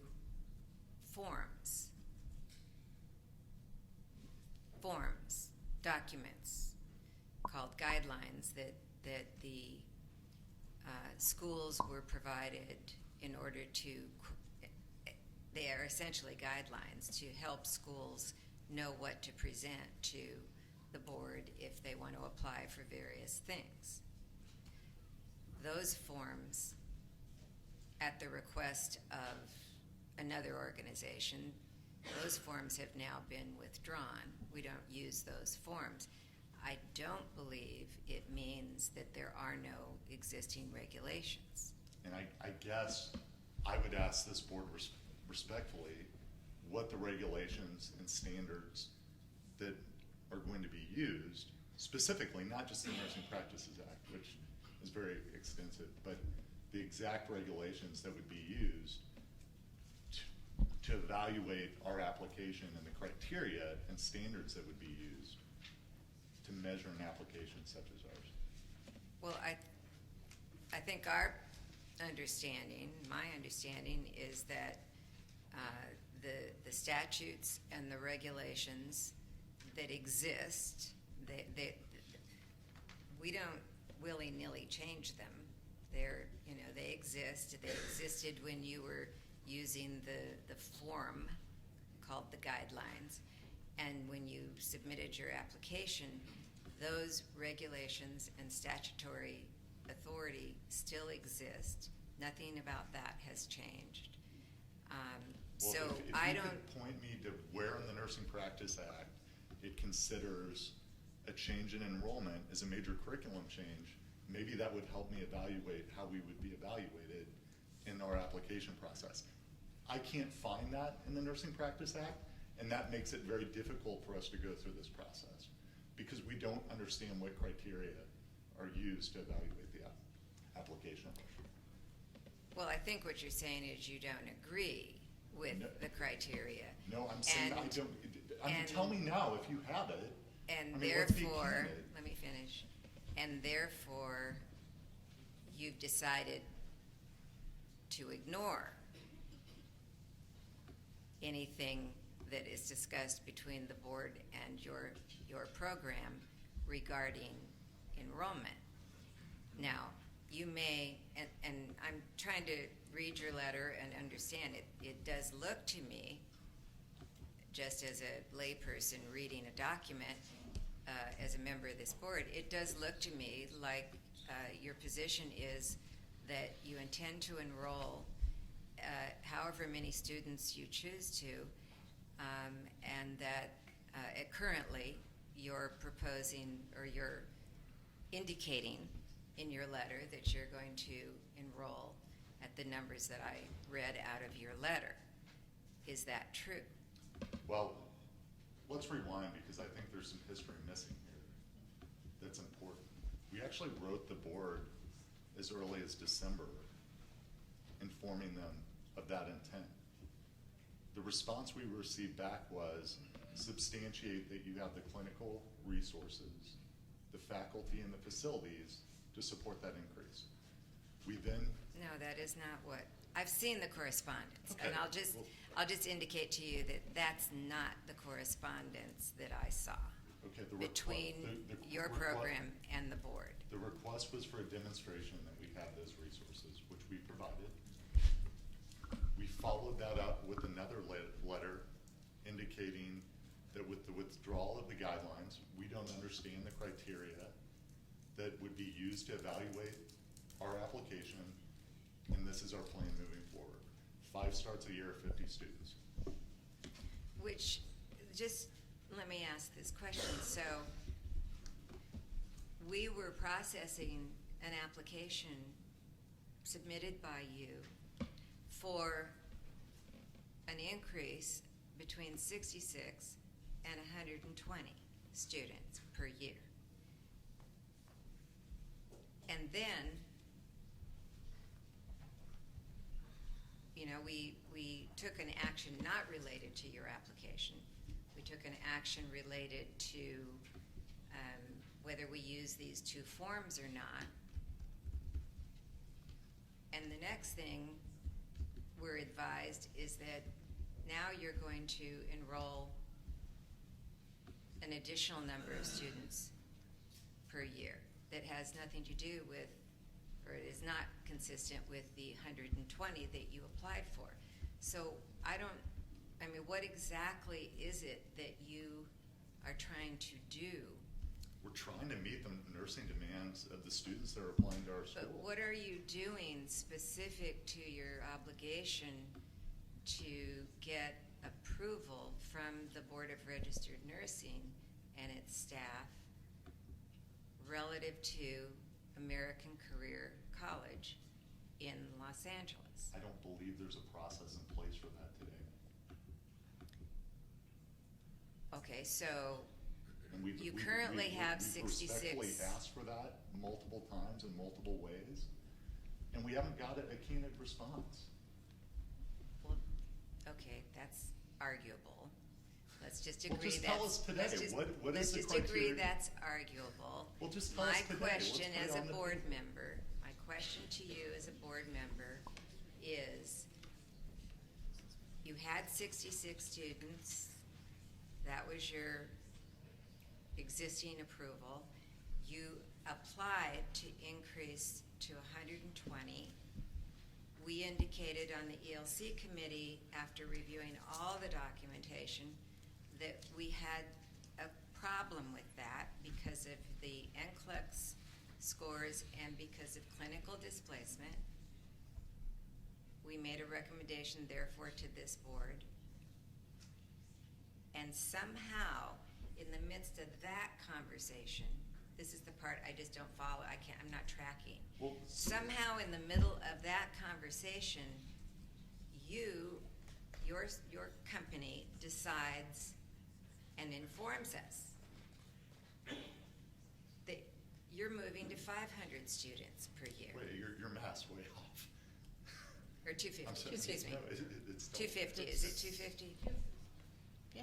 It's been a long day, it's been a long 2 days. Is it 250?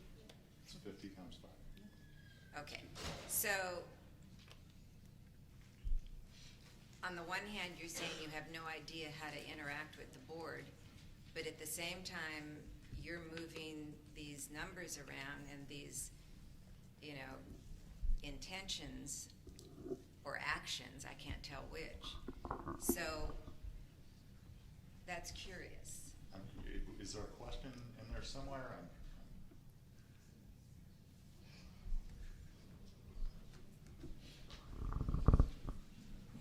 Madam Vice President, I have a question for our board counsel. Yes, sir. The form was withdrawn, which listed guidelines, correct? That's correct. The two forms or the guidelines and instructions that were the subject of the OAL 280 certification were withdrawn, but nothing about Article 3 of the California Code of Regulations was withdrawn. So the regulations still stand. Yes. So the board has authority to, not at this time, but take actions with schools. I think I don't understand the question. As far as approval and disapproval of schools, that authority still remains with the board, correct? Yes, it does. Okay, thank you.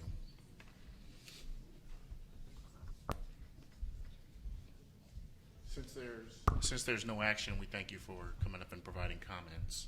Are there any other questions from board members? All right, thank you.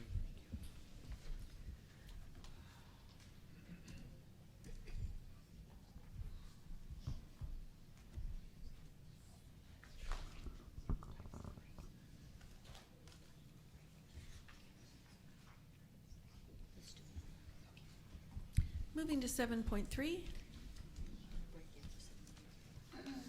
7.3.1 is vote on whether to recommend major curriculum revision enrollment increase for pre-licensure nursing programs at Western Governors University Baccalaureate Degree Nursing Program. Western Governors University has requested to withdraw their major curriculum revision enrollment increase.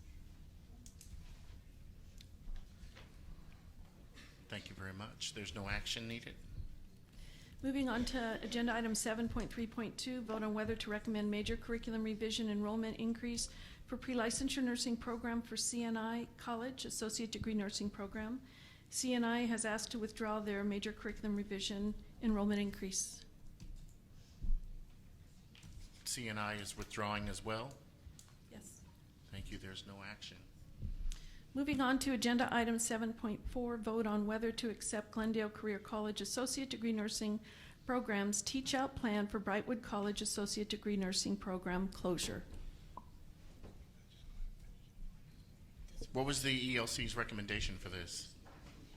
This is a new agenda item. The recommendation for Glendale was that we would give them conditional approval. We're coming back today. We would give them conditional approval. We're coming back today to ask for unconditional approval. I've had a chance to look at the requirements set by the board for facilities, faculty, curriculum, and clinical placements. My colleague Lori Melby visited the campus yesterday. They would like to start enrollment on Tuesday, and so I'd like to let you know a little bit about what my findings were and ask for your consideration for unconditional approval of Glendale Career College, now called Glendale Career College San Diego, to continue to teach out the Brightwood students. Please go ahead with your findings and inform the board. Okay, so you know that you accepted the recommendation of ELC for conditional approval. Gloria Bellotti, can I have the school come up, please?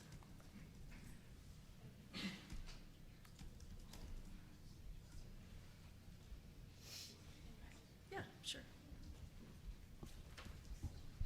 So Gloria Bellotti is, Dr. Gloria Bellotti is the Program Director and Dean of Glendale Career College. Next to me is Mitchell First, who is the owner. What else is your title? President and owner. And then, can you say your name for me? I'm sorry. Baylor Meza. Is the Chief Operating Officer for Glendale Career. So, Glendale Career College has secured a new building for the Brightwood students. They weren't able to continue the lease at the old facility, and so they've taken over the Coleman University building, which has the infrastructure of a college. There are classrooms, there's space for for simulation and skills labs. There is space for faculty. There will be an office for the assistant director, who is Dr. Chow, who's not here today because she is continuing to get this space ready for students' enrollment on Tuesday. Starting with the let me start with faculty. Currently, Glendale Career College San Diego has retained almost all of the prior Brightwood College students. There's a total number of 19 faculty, 8 full-time and 11 part-time, with 11 approved by the BRN as instructors, 8 approved as assistant instructors, and they're not using clinical teaching assistants. So all the faculty has been approved. Excuse me, you said students earlier. Did you mean faculty? This is faculty report. Currently, Glendale Career College has retained almost all of their prior Brightwood faculty. Yeah, but I will tell you that 177 out of 182 students are going to start on Tuesday. They only lost 5 students. Okay, the current faculty mix of newer and tenured, this faculty is a mix of newer and tenured faculty. All content areas have content experts who will continue to review and revise the current curriculum on a regular basis according to the systematic evaluation process. An overview of faculty for each content area includes 18 approved to teach medical surgical content and clinical, 8 approved to teach geriatric content and clinical, 1 approved to teach obstetrics content and clinical. However, Glendale Career College in Glendale has 5 approved OB faculty, and at least one is willing to go and assist if there's a need for the OB section. 2 approved to teach pediatric content and clinical, and 3 approved to teach psych mental health content and clinical. Nursing curriculum and clinical facilities form, EDPP 11, has been provided to me for the entire teach out, 28 pages. So they have really taken the time to see exactly where each student is going and who's teaching, not only the theory, but the clinical. So I thank them for that, because that was very easy to read. As I was saying, the Glendale Career College San Diego leadership includes Dr. Bellotti as the Dean of Glendale Career College and Program Director of the San Diego campus with 100% release time. Dr. Chow will also serve as the Dean of Glendale Career College San Diego and is the Assistant Director. And then there's another Assistant Director, Lori Rankin, who will have 90% release time. So Dr. Bellotti has 100% release time for the umbrella over the 2 different colleges. And then Dr. Chow will have 100% release time as her assistant director, and Lori Rankin as a second assistant director will have 90% release time, which is adequate for the teach out of this program. Lori Rankin is also going to become the retention specialist. One thing that I was that was worked on very, very carefully was a NCLEX action plan, because the Brightwood College NCLEX pass rates are below the 75%, which is our regulation. And Dr. Bellotti has been very successful with retention coordination for her students at Glendale, and her pass rates are in the 90s. So one of the things that Lori Rankin will be doing is acting in her capacity as a retention coordinator. Dr. Bellotti and Dr. Chow and Dr. Rankin are assessing all the current students to see any student who is at risk. Learning contracts will be developed, and those students will be followed very closely by Dr. Rankin. or Lori Rankin. That was one thing that was imposed for this action plan. The curriculum. In looking at the curriculum, currently it's 8 10-week quarters. And this curriculum will continue to be taught. However, in reviewing the curriculum, I question really the rigor of it, and so one of the things that is being worked on currently is a revision, so I expect to have a major curriculum revision very soon. I just didn't see the rigor in honestly the higher order cognitive thinking throughout the progression of the curriculum. So that is something that I think Dr. Bellotti has agreed with me on, and so that is something that they are working on currently to get implemented. The other thing that I saw in this curriculum is that it was very light on theoretical units, but heavy on clinical units. And so that is another consideration.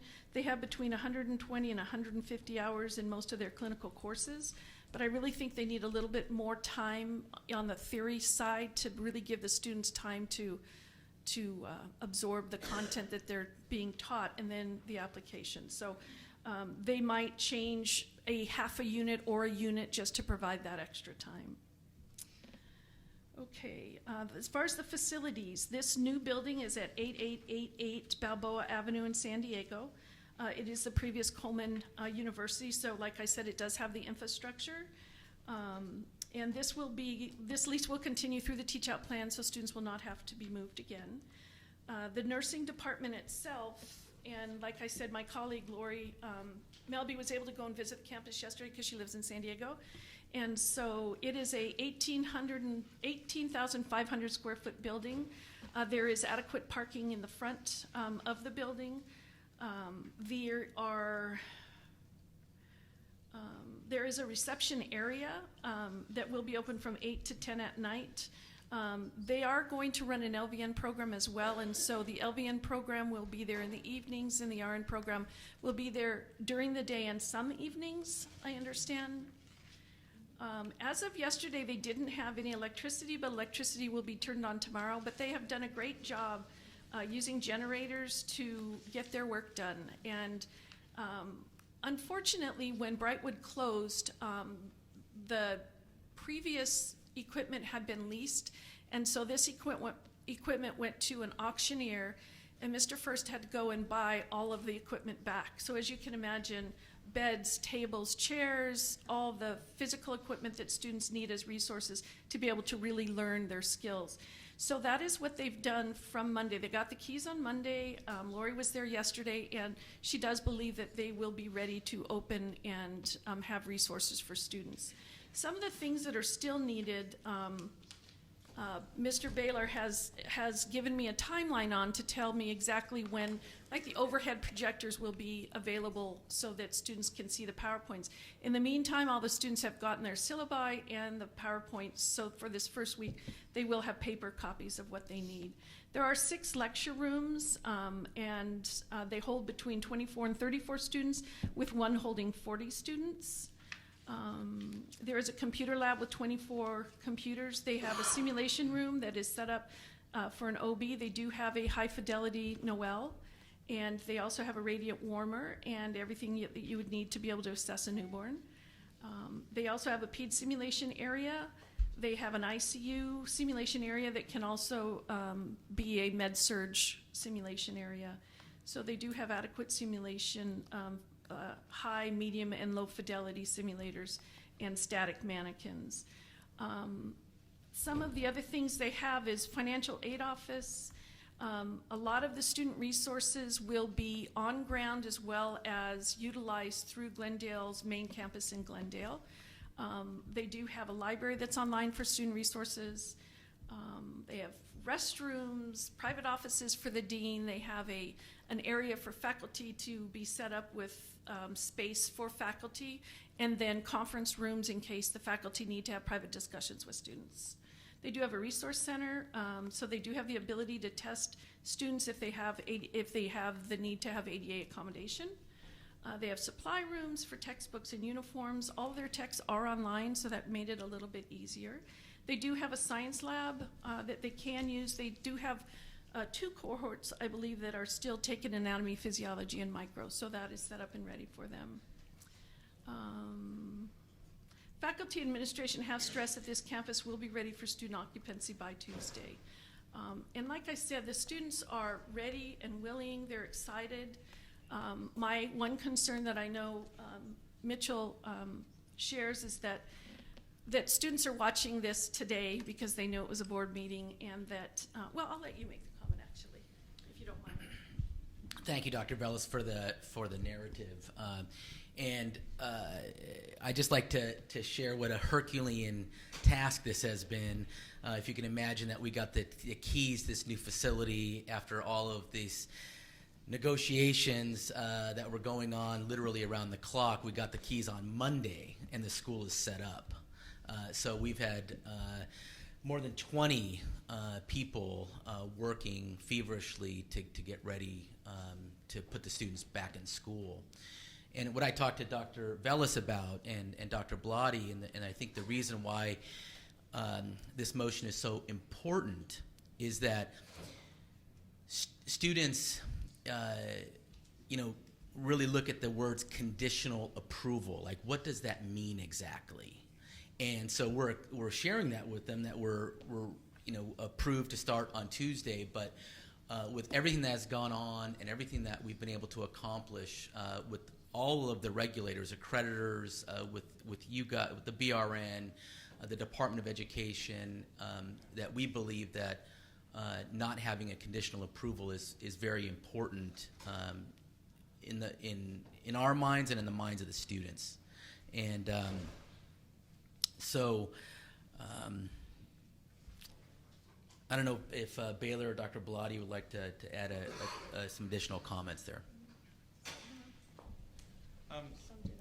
Yes, I want to thank the board for their support thus far for these students and the staff and faculty of the former Brightwood San Diego.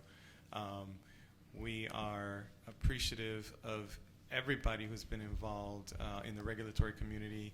Even Ms. Loretta Melby, who was at the campus yesterday, touring the campus to make sure she had the report ready for Dr. Bellis. So my words are just, some words of appreciation for everything that has had to happen from everybody behind the scenes and in front of the scenes to help these folks finish their careers in this wonderful profession of nursing.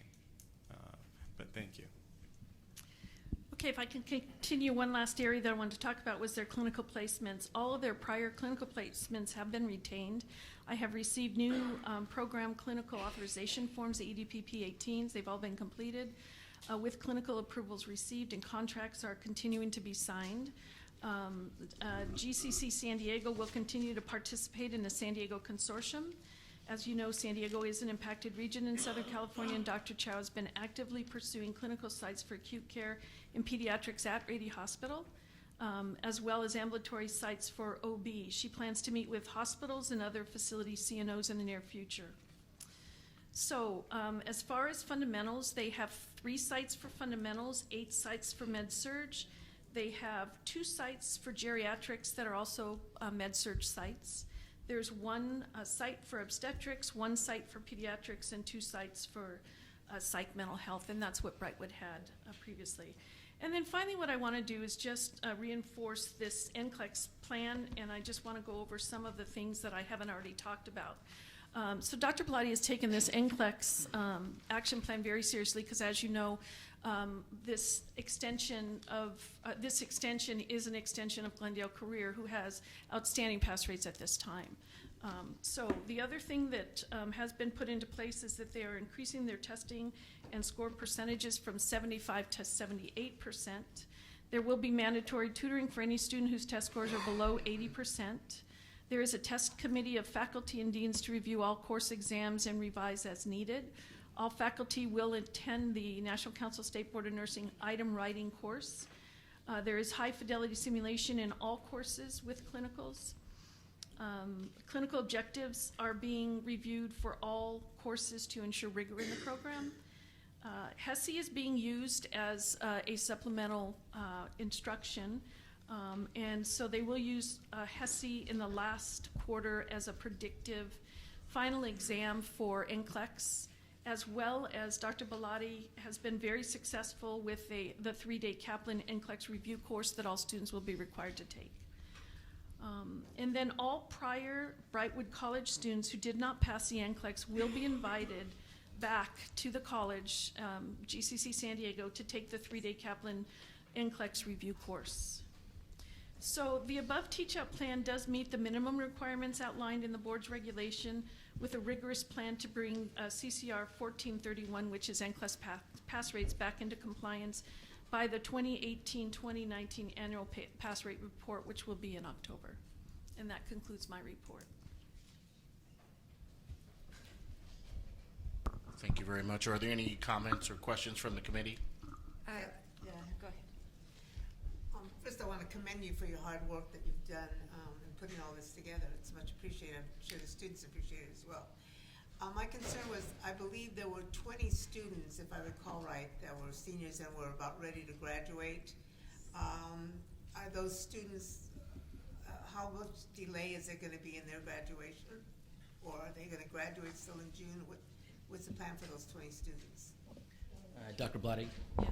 Well, the first group that got out, she got them out in December before the school closed, right? Okay. So we're going to be working with that group also for NCLEX. The next group will be in 10 weeks. So we have 10 weeks to sort of get everything together with them and get them on board for NCLEX.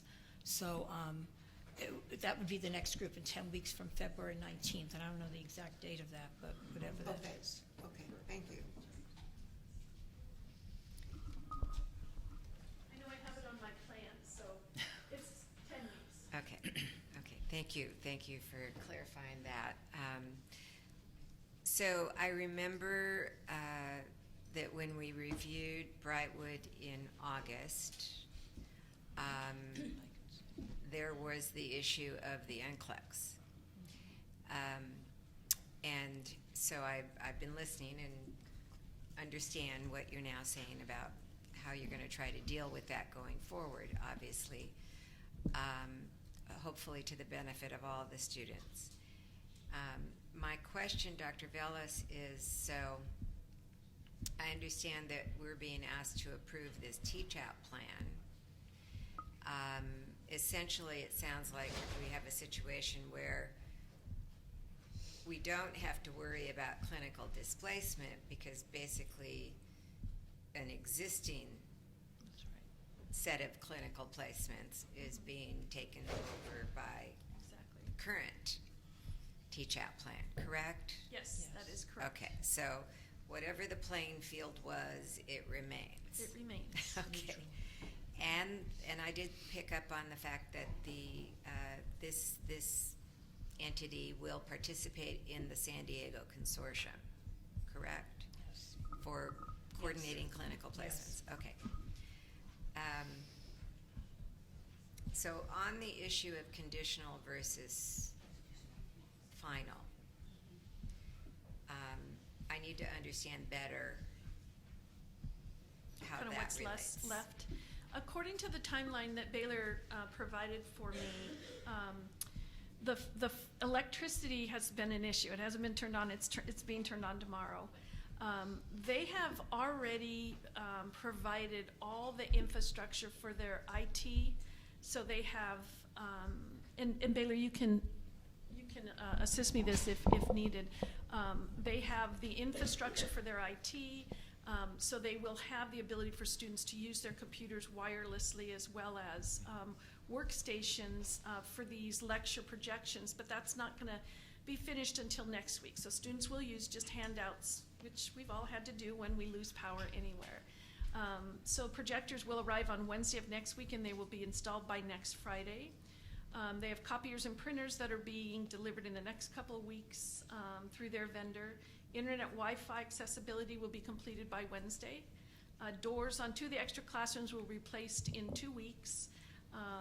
And so they have also a door in the lab that needs to be installed and an iWatch station. So everything else is in and ready to go.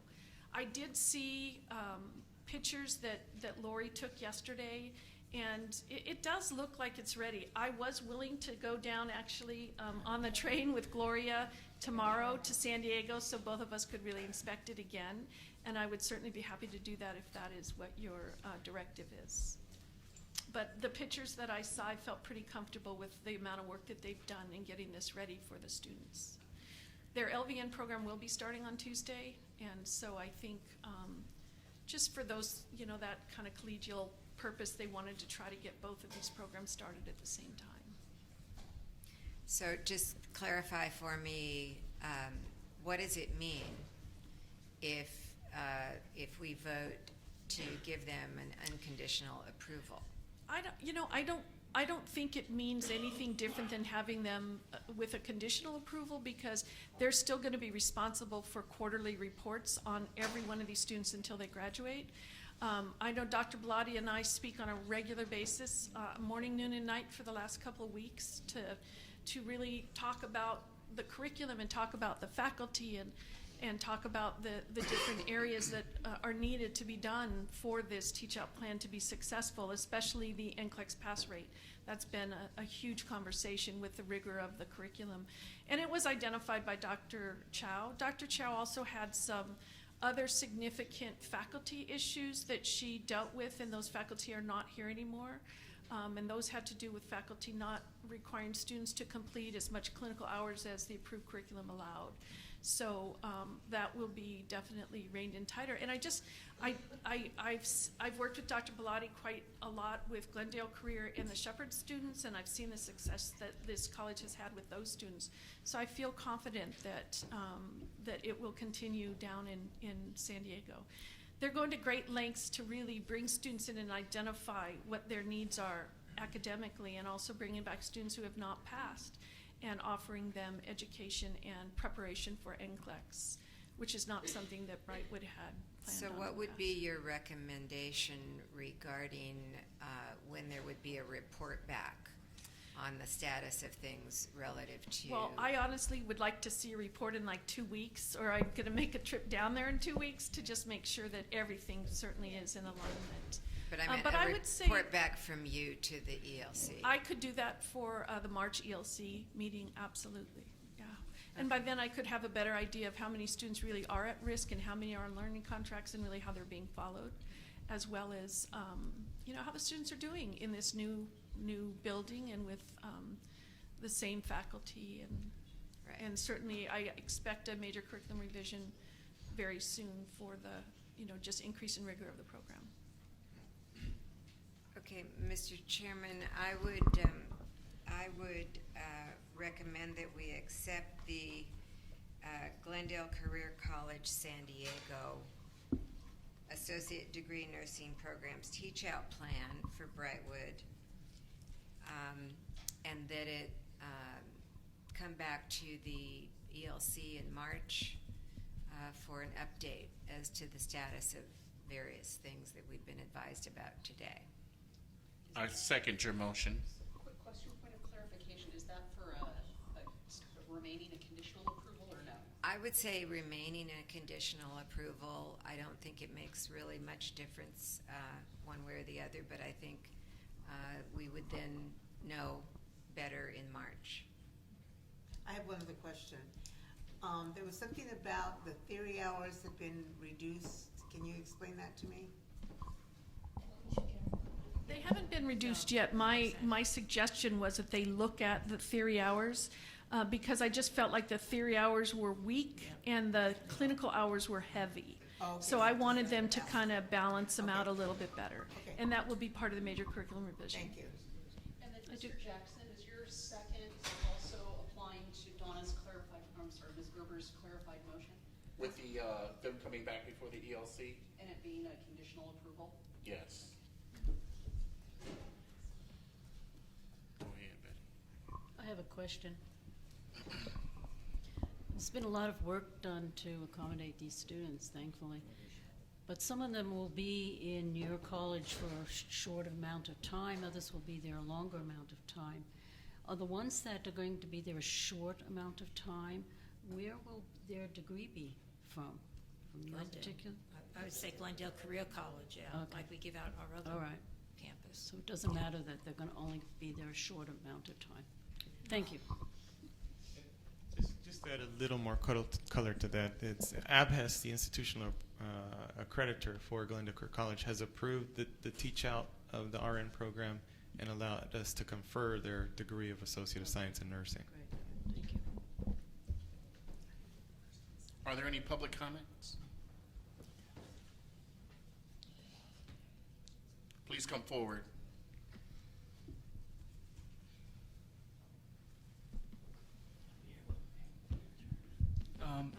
I'm one of the probably only one of two people in the room that worked with Dr. Chow. I was the NSNA president, and I was with her in all the meetings every month. And she's been at Brightwood. She was there for about a year, and I want to say 3 or 4 months. So she kind of took over the program. And something that was on her mind constantly was the NCLEX rates. And originally, I've seen 4 quarterly reports or something like that of graduation pass rates for the NCLEX. And when the first one I saw was in the like 73, something like that, and then it went up to 78, and then 82, and then 86. The last one I saw was at 86. So we've been tracking that the whole time, and she's literally gone to great lengths to make sure that everybody's, all the tests, instead of being on the computer, now they're paper. She's doing every single thing she can to make sure that everybody's really learning the material, and they're really doing everything they're supposed to be doing, and you can see it in the morale with the students, and also with the NCLEX pass rates from my experience. So I just wanted to say that I think that she's a really good person to have in charge, and I wanted to make sure everybody knows that. No other public comment? And by the way, we didn't know that Will, who is a former Brightwood student, was going to be here today, and I never met him before. And I said, I want you to become an RN and get a lot of experience, and then we're going to hire you because he's so well spoken and terrific and a great spokesperson. So thank you, Will, for being here. Any other public comment? Seeing no other public comment, Michael Jackson, yes? Elizabeth Woods, yes. Randy Phillips, yes. Donna Gerber, yes. Florida Cruz Reyes Simonian, yes. Melta Ceja Bedquez, yes. Thank you very much. Thank you. Thank you all. Good luck. Now we have item 7.5, NCLEX pass rates update. Can you approach the bench? Just a moment.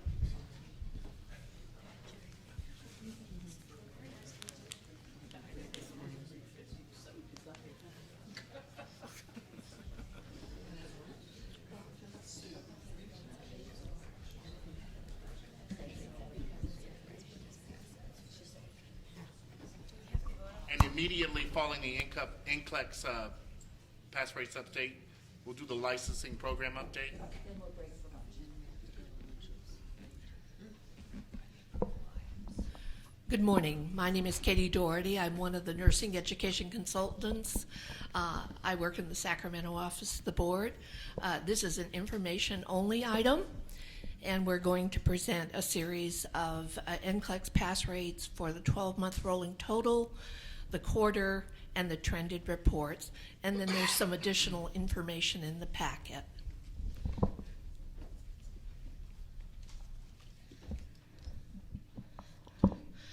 Starting with the first table, we're reporting the aggregated January 1 through 2018 through December 31, 2018. California had a total of 11,906 first-time testers, and the pass rate is 90.99%, and that's up just under a little over 1% compared to the last 12-month period for 17. In the United States and its territories, including California, there were a total of 163,209 first-time testers, and the national rate is at 88.30%. Any questions about that information? And the next table that we're presenting there, again, we're commending the nursing educators in the state of California and the institutions that support them for all the hard work that goes into achieving that. Absolutely. Thank you. Thank you. The next table down is the quarterly report for the January 1 through 2018 through December 31, 2018. And we're reporting the quarter of October 1/18 through 12/31/18.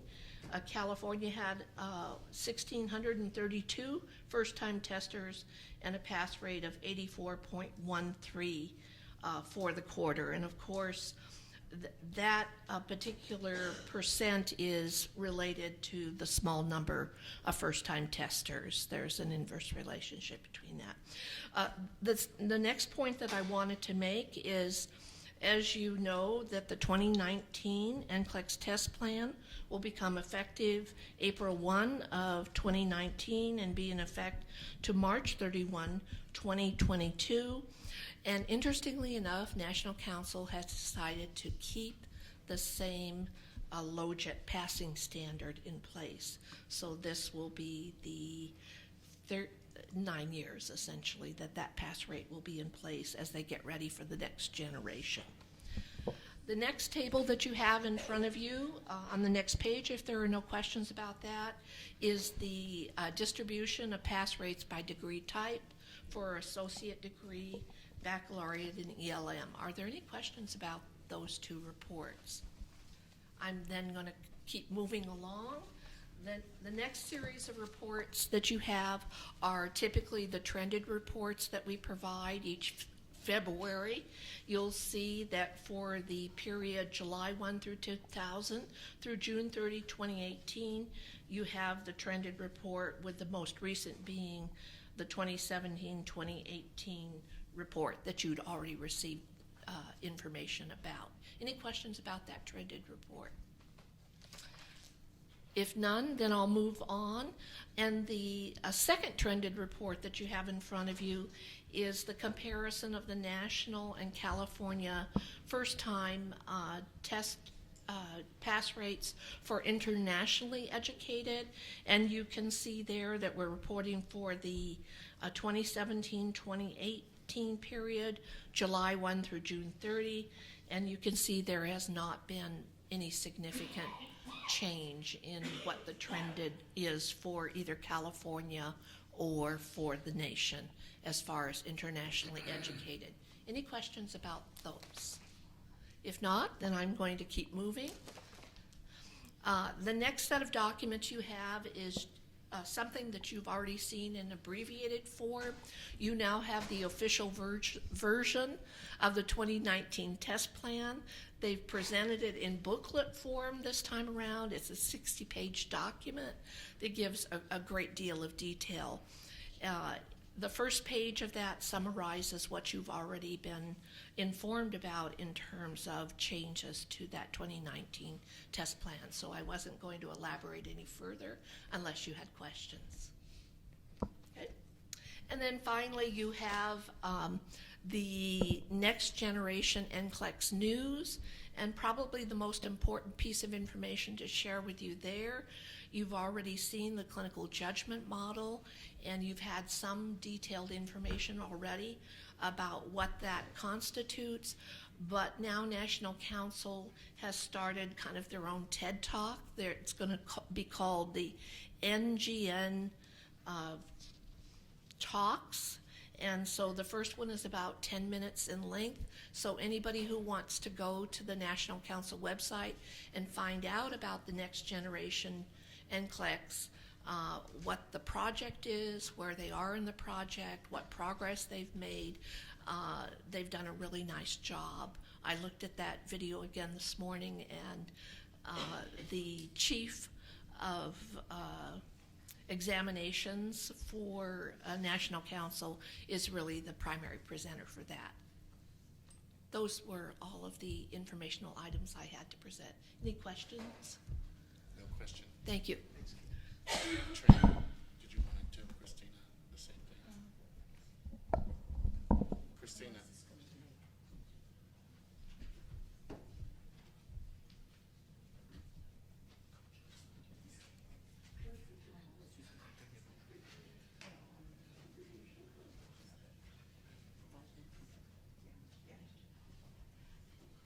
Lunch after her report. Thank you.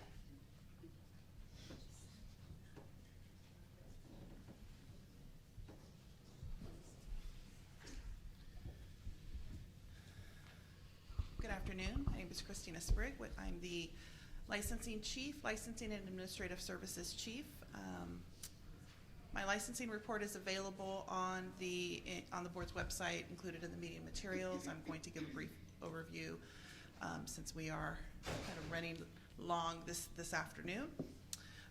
The licensing program evaluators are currently processing applications, initial applications for California and U.S. exams and endorsement applications received in the month of January. We have completed the processing of our fall graduates with around, the report says 3,000, it was actually just over 4,000 California graduates, which were processed and made eligible for NCLEX RN exam this past fall. We continue to utilize the cloud drive to receive electronic transcripts from California programs. And this past grad season was the first time that we had 100% participation from all of our California programs in submitting electronic transcripts. It's a wonderful thing. We have also been successful with the third-party vendor electronic transcript process for our out-of-state applicants as well, and the board is consistently receiving U.S. electronic transcripts daily, and this has significantly cut down on application processing times as the mail time is eliminated. With the implementation of several Breeze system improvements, application streamlining, and online features such as online application status checks, we expect to see a further decrease in the application processing times. In September 2017, the board launched the Green Project, which was the board's endeavor to eliminate paper renewals and plastic RN pocket cards. But this also included changes to board business processes and customer satisfaction efforts. The initial launch of the Green Project included the elimination of the 6-page renewal notification for the RN license and each certification, and minimize the notice to a 1-page renewal reminder, and directs licensees to renew online. Currently, 99% of our licensee population initiates and pays their renewal online. So we've been very successful with our online renewal application. This initial launch included the elimination of the plastic RN card and certification pocket card. This was a positive move for the board because license statuses can change at any time during the two-year renewal cycle. The most up-to-date information about licenses and certificates is available through the online license verification system, Breeze. Changes made to a license status are immediate and reflected on the Breeze system, and employers can verify license statuses 24 hours a day, 7 days a week. And I will provide a final summary of all of the Green Project enhancements that we have successfully implemented for applicants and licensees. Of course, our electronic transcripts for out-of-state schools, which was implemented in May 2018, our online initial applications by exam and endorsement. The board receives 100% of California exam applications and 70% of U.S. exam applications online. And we receive 60% of our out-of-state endorsement applications online as well. Our deficiency notification statements to applicants via their personal online Breeze accounts was implemented in May 2016, and the improved license lookup verification in Breeze was implemented by the department in March 2018. The following Green enhancements were implemented to the back office, so for board staff in Breeze, which includes specialized tracking reports for managers to monitor workflow to ensure timeliness of application processing, new applications received, and application assignments to staff.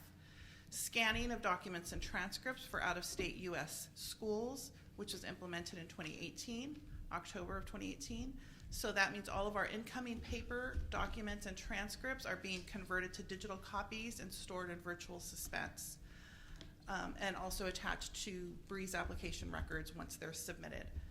Elimination of creating paper file folders for most incoming applications, which was implemented in December of 2018. So we no longer create paper file folders for U.S. exam and endorsement applications, and we use the DCA Qbert reporting tool to track all of our incoming applications to be processed. And our international applications will continue to be housed in paper files. All of our online applications now require the input of a phone number and email address, which was implemented in October of 2018. And this requirement on the initial application will have a lasting effect, as it will funnel over to the licensure record once the applicant becomes licensed. So we will have that information stored within our system. The licensing unit is currently staffed in all of its areas, and the additional staff have helped to implement the current business process changes to improve processing times. Licensing staff have also been busy working on special cleanup projects within the file room and within Breeze. These projects are necessary as business processes are updated and enhancements are implemented into the Breeze system. So any questions on? Okay. So Breeze enhancements, additional enhancements. The board will be the first to implement a new Breeze enhancement. The DCA initiated a work authorization to send out courtesy email notifications to applicants and licensees, and the board was asked to be the pilot board for the implementation process. When the enhancement is implemented, it will only cover 4 areas, 4 case scenarios, but will be expanded once those are tested and determined to be functional. So the first is email notifications to all of our licensees when their renewal applications open. So 104 days prior to when the renewal applications become available for a licensee to renew, they will receive a courtesy email from the board letting them know that their licenses are ready for renewal. The second is an email notification at specified intervals prior to the renewal if the license or certifications have not been renewed. So at 45 days and 15 days, we will send a reminder email letting them know that their licenses still have not been renewed. And then an email notification once the licensee's license or certifications have been renewed, and that email will let them know that your renewal has been received, it's completed, and the new expiration date and the status, whether it is active or inactive. And then the last will be email notifications when an initial license is approved and issued. So we will continue, of course, to send out all of our mail notifications for both the renewals and paper notifications to our applicants as required. But this additional notification will just let them know immediately. It will congratulate them that their license has been issued, and will provide them with the information on the wall certificate being mailed to them via U.S. mail. This is all scheduled to be implemented in March 2019. Additional future enhancements to this email feature will include automatic email notifications once a deficiency is added to an application record, which will be very helpful once our evaluator staff add any deficiency upon review of an application. An email notification will go directly to the applicant at that time, so they will have immediate notification. And also possibility for staff to automatically email letters directly from the Breeze application transaction, which is something that we have been asking for. Moving on to the Consumer Assistance Call Center. The board's call center supports a population of over 435,000 licensees and over 35,000 applicants. We currently have 12 permanent and 5 limited term positions. We currently have 3 permanent positions vacant and are also recruiting for an additional 3 limited term positions for a total of 6. Our supervisors work daily with staff to ensure they are provided with the most up-to-date information regarding process changes, processing time, new laws and regulations that affect the board. Additional training happens throughout the month with focused training modules that give staff the opportunity to work through subject-specific areas to gain additional knowledge regarding the subject so that they can provide even better customer service. The licensing administration and licensee service management team continue to work implementing suggested changes regarding communication and staff training and development.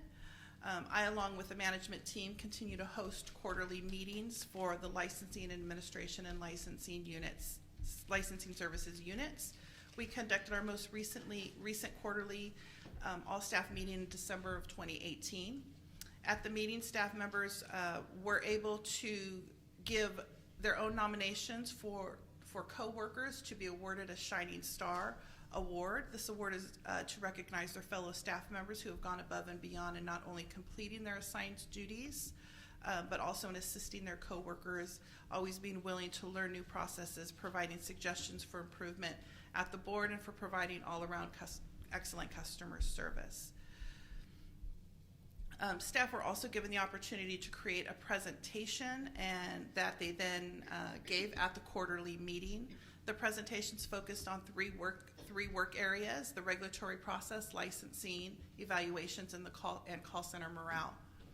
Ronnie Whitaker, Administration Manager, presented an overview of the regulatory process and reviewed some of the newly effective regulations of the board. Paul Rowe and Philip Perez, Licensing Evaluators, provided an overview of the U.S. evaluation process and highlighted the streamlining efforts made to the process over the past 2 years. Sylvia Sines, call center agent, provided an overview of the call center team building and morale efforts that staff have been participating in over the past 6 months. The presentations gave staff the opportunity to provide changes and improvements in business process and morale from the point of view of staff. Staff were invested in the meeting prior to it happening and were able to show off their presentation skills in front of a large group. So I want to take this opportunity to thank those staff for putting together presentations that have benefited their coworkers. Our next quarterly meeting is scheduled for March 2019. As Dr. Morris mentioned in his EO report, we have completed the issuing of the public health nurse refunds. The refunds were affected 823 registered nurses who paid $500 for application evaluation between April 5th, 2018 and December 31st, 2018. The refunds totaled $164,600, and those, as of January 15th, those refunds have been completely processed and are probably by now have been issued to those licensees. The Superior Accomplishment Award.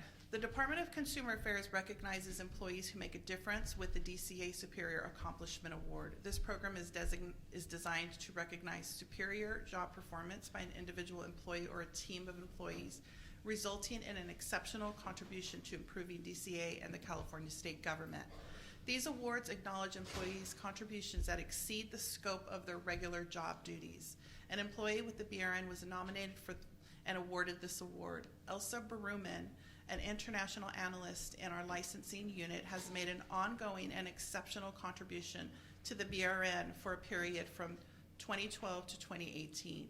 Elsa has worked diligently and expeditiously for the past 6 years on investigating several criminal rings of applicants who have purchased and used fraudulent nursing school transcripts to obtain or attempt to obtain their RN licenses. These investigations have been complex and included identifying and linking fraud committed by numerous individuals at numerous foreign educational institutions. Elsa has worked closely with the Division of Investigation to provide information as an expert on the board's processes, to assist DFI in locating and identifying relevant BRN records, and to obtain additional information or contact educational institutions as needed. Elsa has been asked to testify in several criminal cases, which is above and beyond her normal duties of her position. Through her diligent work and her ability to forge a relationship with DFI, she has served California consumers from harm. She's saved California consumers from harm from unqualified nurses. She has identified over 50 individuals' fraudulent documents, resulting in denial of initial licensure, surrender of RN and LVN licenses, and criminal convictions. She's created a working relationship and that will continue to benefit the BRN and DFI in future investigations. She's also created a structure and template that can be used in future investigations of fraudulent transcripts. The licensing program manager and licensing staff presented Elsa with her Superior Accomplishment Award on February 6th and celebrated her with a lovely cake. Elsa received a certificate and cash award of $250, and I want to take this opportunity to congratulate Elsa for her superior accomplishment, her continued diligence in identifying fraudulent educational documents, and for upholding the board's mission of protecting and advocating for the health and safety of the public by ensuring the highest quality registered nurses in the state of California.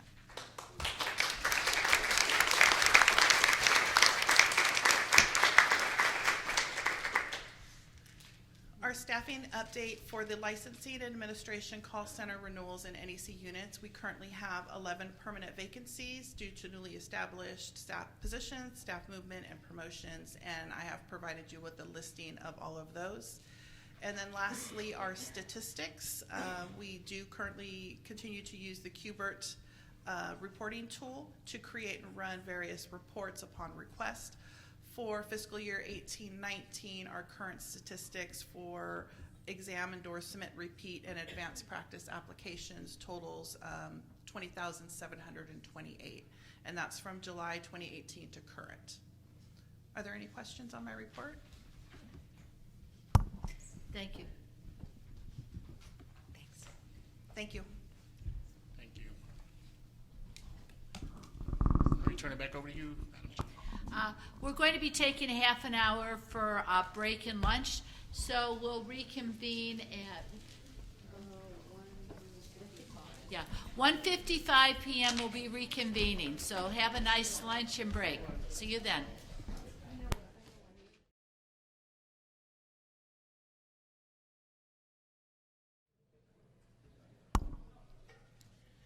Hi, the BRN meeting is going to resume at this time, and we're going to be starting with 8.0, which is the report of the Legislative Committee, and I'm going to hand that off to my chairperson, Donna Gerber. Thank you, Donna.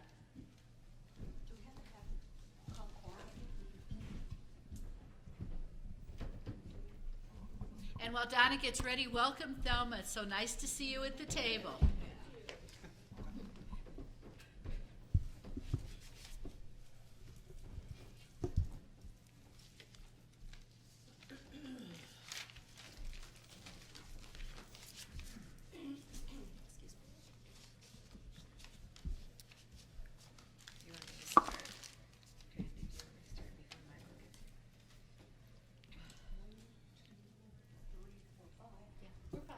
Okay. Okay, good. So we will now have the Legislative Committee report to the full board, and we have our two staff people to help us with this. This is so cool. So Kay, I'll let you begin. Thank you. I'm Kay Winecombe. I'm a nursing education consultant, and I'm the liaison to the Legislative Committee. I'm Thelma Harris, Chief of Legislation for the Board of Registered Nursing.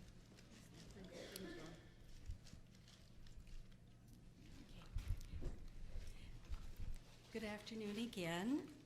The first item is our practices, because of the legislature being in two-year sessions, that we have our committee goals and objectives also in two-year blocks of time. So the first item is the summary of accomplishments, the committee goals and objectives for the 2017-2018 legislative session. So that report is in your materials, and that's basically an information item. Great. Go right ahead. Unless somebody has a question, we're going to move through this as an information item.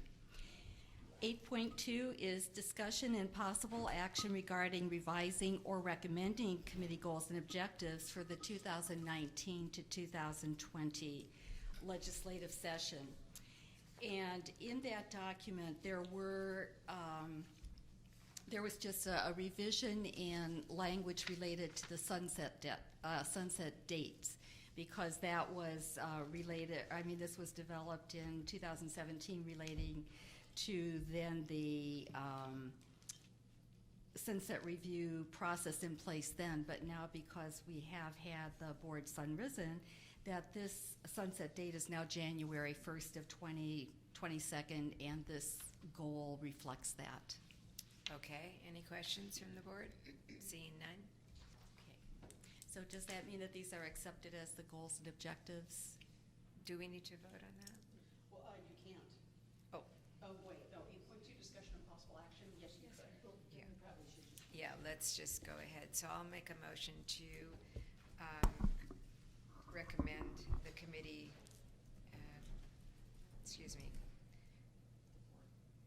to the board, the objectives for the 2019-2020 legislative session. And I'll second that. Okay, any public comment? Seeing none, we'll vote. Okay. Elizabeth Woods, yes. Trandy Phillips, yes. Donna Gerber, yes. Laura Delphus, Ray Simone, yes. Melda Seja Batgotz, yes. Okay. The third item is, again, an information item. So this is the summary of legislation that was chaptered in 2018. At our meeting in January of 2018, we had presented the bills chaptered in 2017. So this is just a running tally of the bills that we had followed that have been chaptered into law. Okay, great. And the last item is to discuss the bills of interest to the board and recommend that the board adopt or modify positions on bills introduced during the 2019-2020 legislative session. Now, we're very early in this session such that not only, but about 1,000 bills have already been introduced by the Assembly and the Senate. And up until the time the board packet was prepared, we were following the 3 bills that had been presented at the January meeting, but there will be a much lengthier agenda for the March meeting. But at this time, since we have until next Friday to review the bills that will be coming ahead, we'll be just working with these today. Okay, and basically the committee is recommending that we, at this point, it's information only. We haven't really taken an action. It's early on in the process, so we don't even really know what these bills end up looking like. That'll become a little bit clearer, hopefully, in March and April. Yes. Now, 2 of the bills have been assigned to committees, so that Assembly Bill 8 is now with the Education Committee, and Senate Bill 24 is now with the Senate Health Committee. So things are going through their legislative process. Okay, great. So that will be considered as information. Now, that will be reflected. Now, in your packet materials, you also have a copy of the legislative calendar so that you can see where we are in the process compared to the legislative committee process and the board process. And also in terms of the table that normally accompanies this agenda item, it will no longer be divided into 2 different sections of nursing practice and those bills that affect the board and DCA. It will just be chronological order for Assembly bills, chronological order for the Senate bill. So there will be that change from last year's presentation. Great, and that will make it easier for us because basically we'll have one chart. It'll be numerical. We'll be able to follow along without switching around. So I think that's an improvement. Thank you. Okay. Thank you. Thank you for the calendar, too. I just want to say the legislative calendar, it's so helpful to have a copy of that. Thank you. You're welcome. Great. We'll be much more into discussion of actual legislation at the next meeting. So thank you. Thank Welcome, you. Thelma. Thank you. Okay, and that's our report. Well, thank you for your report, and thank you all for your hard work. We'll now be going to item 9.0, which is report of the Intervention and Discipline Committee. And I hand this over to our chairperson, Imelda Seja Batgotz. Welcome, everyone.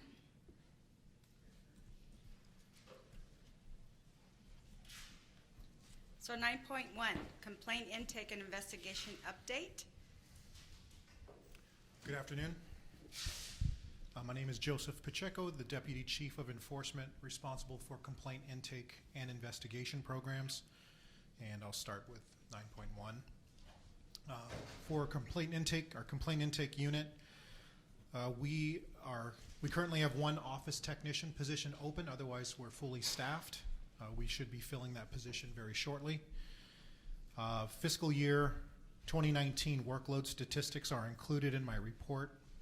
We have a grand total of, so far, of 4,882 complaints that have come in during this fiscal year. And our current workload for complaint intake desk investigations, which are our criminal cases or arrest and criminal conviction cases, we have 768. We have 102 cases pending over 1 year.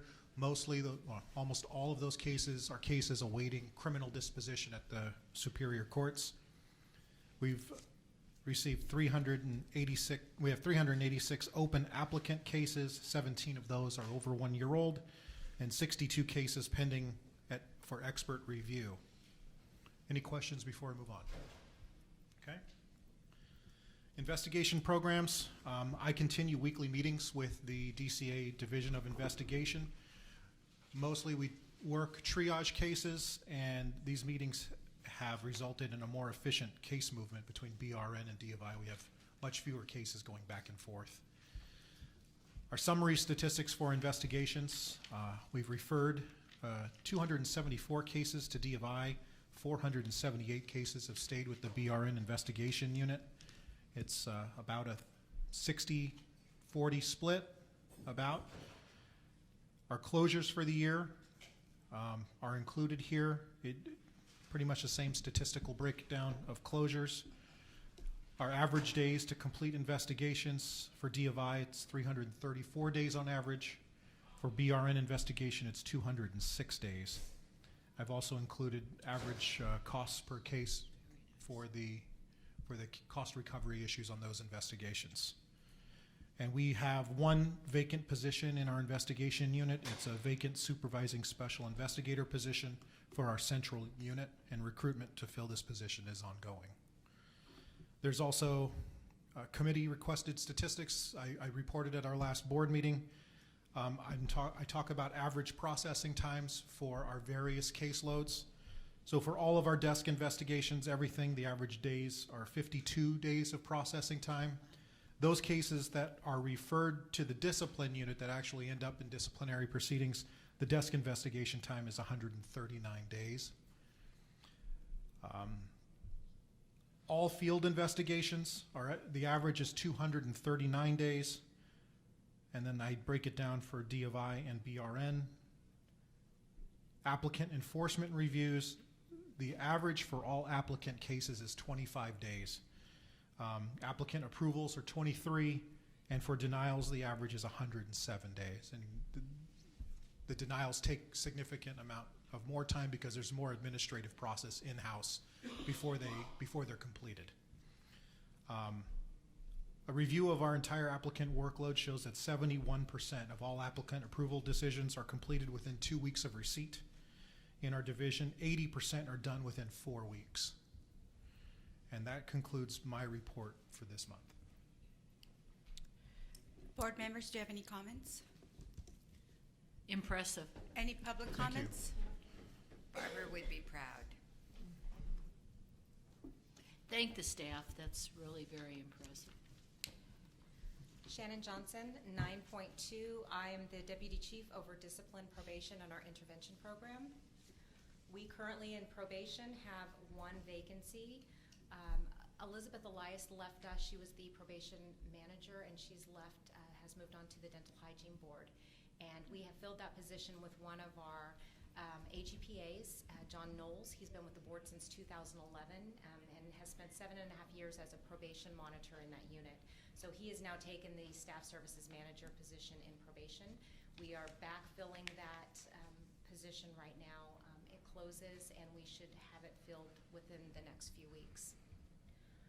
We currently have 92 cases per monitor, and that includes active and hold.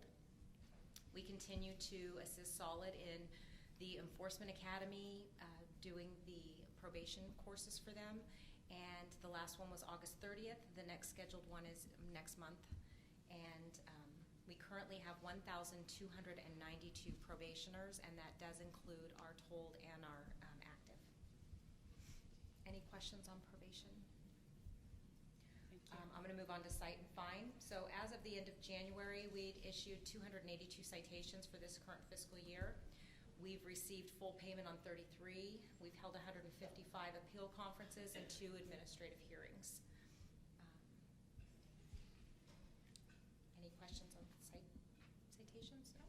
Okay, I'll move on to the discipline unit. Tammy Logan, who is our current staff services manager in our discipline unit, is retiring. Her last day will be February 28th. She's been with the board since 2014, so I just want to congratulate her on her retirement. I'm very jealous. We are already in the recruitment process for her position and are currently doing second interviews, so we should have that position filled very soon. We are continuing to transmit the fast track cases. We had one AG office that were not receiving fast track cases, and as of January, all AG offices are now doing fast track cases. So across the board, we're sending them out to all Attorney General offices. Is it all right if I make a comment, Chairperson? Yes. That's impressive, that you got everybody onto the fast track process. Yes, and we're still Thank you. pursuing even more efficiencies with everything going electronic, hopefully, and not having paper files. So hopefully in the near future, we'll have even some better efficiencies to report to you between both Joe and I. As of January 1st, we're no longer doing default decisions, so I'll continue to report on those. Current fiscal year, it's taking about 22 days to process those default decisions through the Attorney General's office.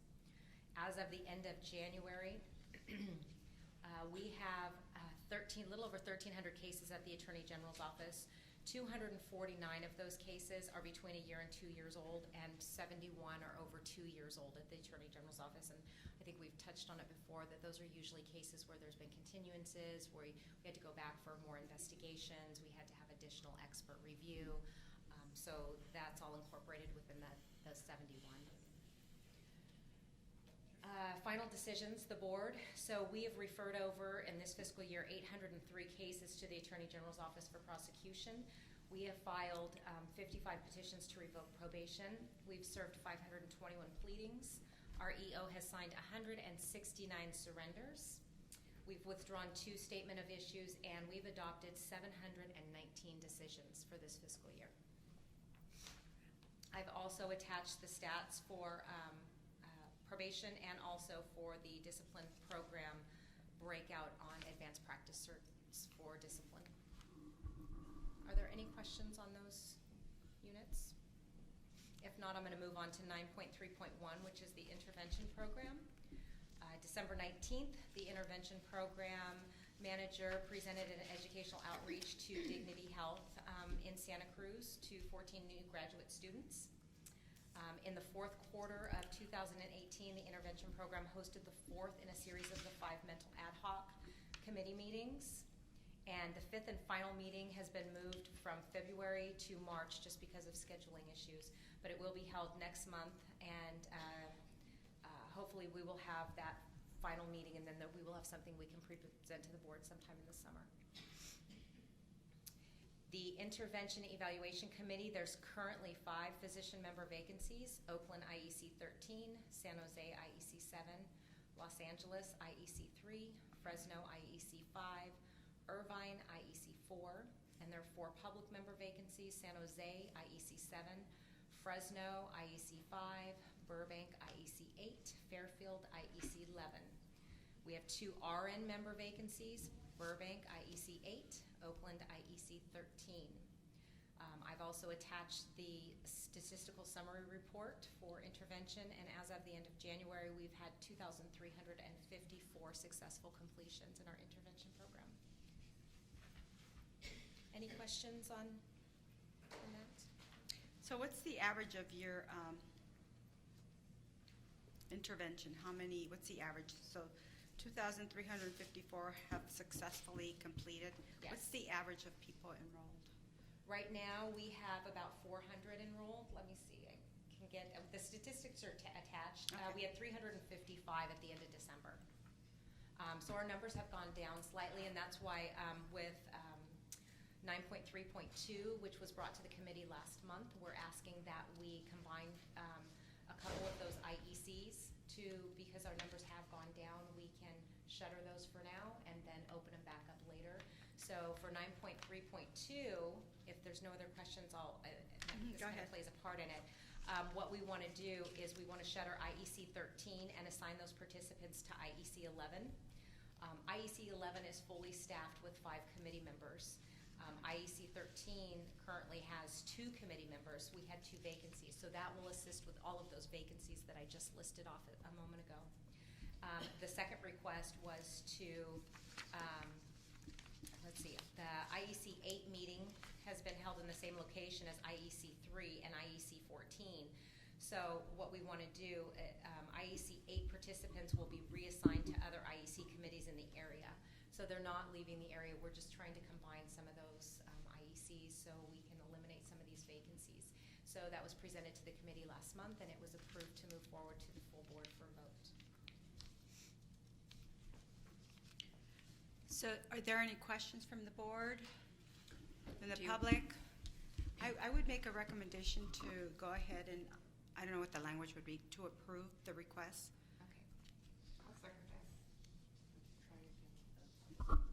Okay, Imelda Ceja Oh, Butkwitz. wait a minute. We should probably see if there's any public comment. Seeing no public comment, let's go forward. Imelda Ceja Butkwitz, yes.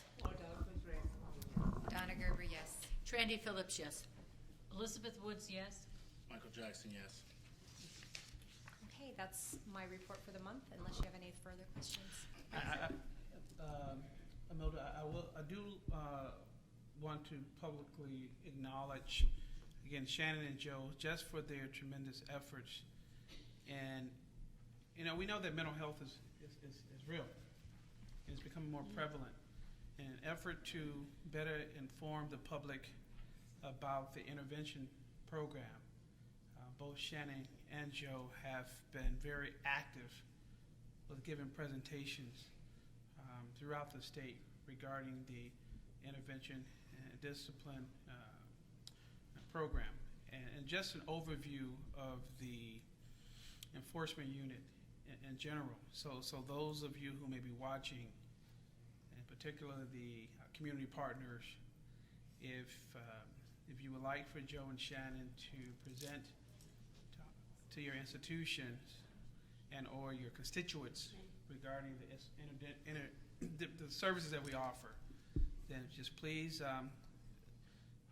I encourage you to log onto the board's website, and there's a process that's identified on the board's website, and we will receive the request, and we will conduct ourselves accordingly to see that it happens. So again, thank you. We have taken it on the road. It has been well received, and we were going to continue to do our part in making sure that we inform the public about the enforcement services. Thank you. Question to that. Yes. Yeah, talk to Imelda. When you go on the road, have you done a situation or a class to nursing students on how to keep their license out of trouble? Well, we, on the discipline day, so for instance, yesterday morning when the students were here, I think we had almost 500 students here yesterday. Joe and I, including Christina, we go over the whole licensure process and their application and what needs to be provided. And Joe and I also cover what needs to be reportable as far as enforcement, if they've had any action against them, whether it be a criminal action or whether it be an action on another healthcare license. And then I cover what to expect going through the disciplinary process and with the AG's office and what the possible outcomes could be when they are licensed or possibly not licensed. So we do cover that. And Joe has also done outreach with some students. Shannon and I also talked to a large union group in October, and the presentation that we gave to those licensees was heavy with the behaviors that put licenses at risk. That's a presentation that we have prepared, and we can go out to any organization that wishes their nurses to hear that message. And we've also talked to our students here, and I've gone to several schools now to talk to their graduating classes regarding the BRN and our enforcement program. And it talks a lot about the risk factors, behavior risks that put licenses at risk. So I know at one time we kind of mentioned or talked about maybe posting your presentation on our webpage. Yes. Is that on our webpage? It's not yet. We're in the process of fine-tuning it. We wanted to get a few of these presentations under our belt so we can adjust it slightly depending on what we needed. We also want to break it up in sections because there's a big piece where there's confusion between intervention and probation and what those differences are. There's a difference in an applicant and a licensee, so there needs to be different presentations geared towards each of those. So we want to make sure that we get it right before we put it on the website. That's great, because I understand not all the students are able to attend some of our hearings. With that, Nurse Appreciation Day is coming up in May, so maybe we can work towards something. You know, Imelda, we have discussed doing a live webinar. Oh, okay. For at the time, I think Joe and Shannon just wanted to become more comfortable with presenting and the content, because we do realize that there's some areas that are as far north as California may be a little bit more challenging for the staff to travel to. And I have met with some of the CNOs as far as the SISCUs. And they have said that, hey, they have issues there as well. And they will welcome the staff to go there. However, we understand that it is a challenge. So we are planning to implement a webinar. We just need to make sure that we have the bandwidth, the technology is there. But so I would say, depending on the comfort level of both Joe and Shannon in presenting, I think we should plan, at least this year, to conduct a live webinar. And lastly, what I want to say about this, we are familiar with students attending the first day of discipline, but I believe that it's important that RNs be made aware of the services that the BRN offer. We know that based on our data, and some of the in-house data that we've been able to track, those nurses who have been out at least 5 years or more, and correct me, Mr. Pacheco, those are some of the nurses who tend to create some of the more egregious crimes. And so there's a disconnect, and we need to be able to reach those nurses to remind them they have a duty and an obligation to not only protect their license but also protect the public. So we need to continue to educate them so that they are aware of the enforcement process. Thank you for all your hard work. Thank you. Much appreciated.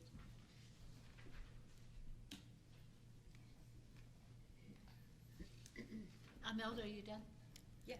Oh, okay. Before we go into nursing practice, I just wanted to make one comment that I happened to hear yesterday, which I thought it just shows how important this program is. We had students in the room yesterday. We had a huge amount, and they were there for the morning presentation that you all did. And a lot of those students were not, it wasn't mandatory that they come yesterday. It was voluntary, and some of those students are weeks away from graduation, and they still came. And they told me one of the most valuable things about the day was what you did in your presentation in the morning before we started the disciplinary hearing. So I was really impressed that when you're that close to graduation with all the other things going on and the weather conditions, everything else, they came and they really listened to what you all had to say. So thank you very much. How many students are there? Oh, you mean total students? About 500? It was over 500. Yeah, but I was surprised when they said, oh, I graduate in like 2 weeks, and I was still there. So thank you. Okay, we're moving on to item 10.0, which is Report of Nursing Practice Committee, and I'll hand this off to our chairperson, Elizabeth Woods. Thank you. Good afternoon, everybody. Still, there's some people here. We're always last to go, and I wonder if we're going to lose the whole crowd before we get on. Anyway, we will go to item 10.1, and a lot of this information today is just information. And Jeanette will help us with this and give us the scoop about these things. Thank you. Jeanette Wackerly, Supervising Nursing Education Consultant, Sacramento. I want to first bring to your attention that you already know the APR and regulations were passed. Now our job begins. I want to first of all say that we are continuing our review of nurse practitioner programs using our existing packet of information and asking questions. I'm kind of waiting to see what happens with pre-licensure before I jump into the changes that I think need to be made. okay? But I want to kind of let you know that the people that are really touching base with the board are the people that are from out of state. And so they need to fill out some questions that are embedded in the regulations. And I've gone to Christina and I've gone to Mario.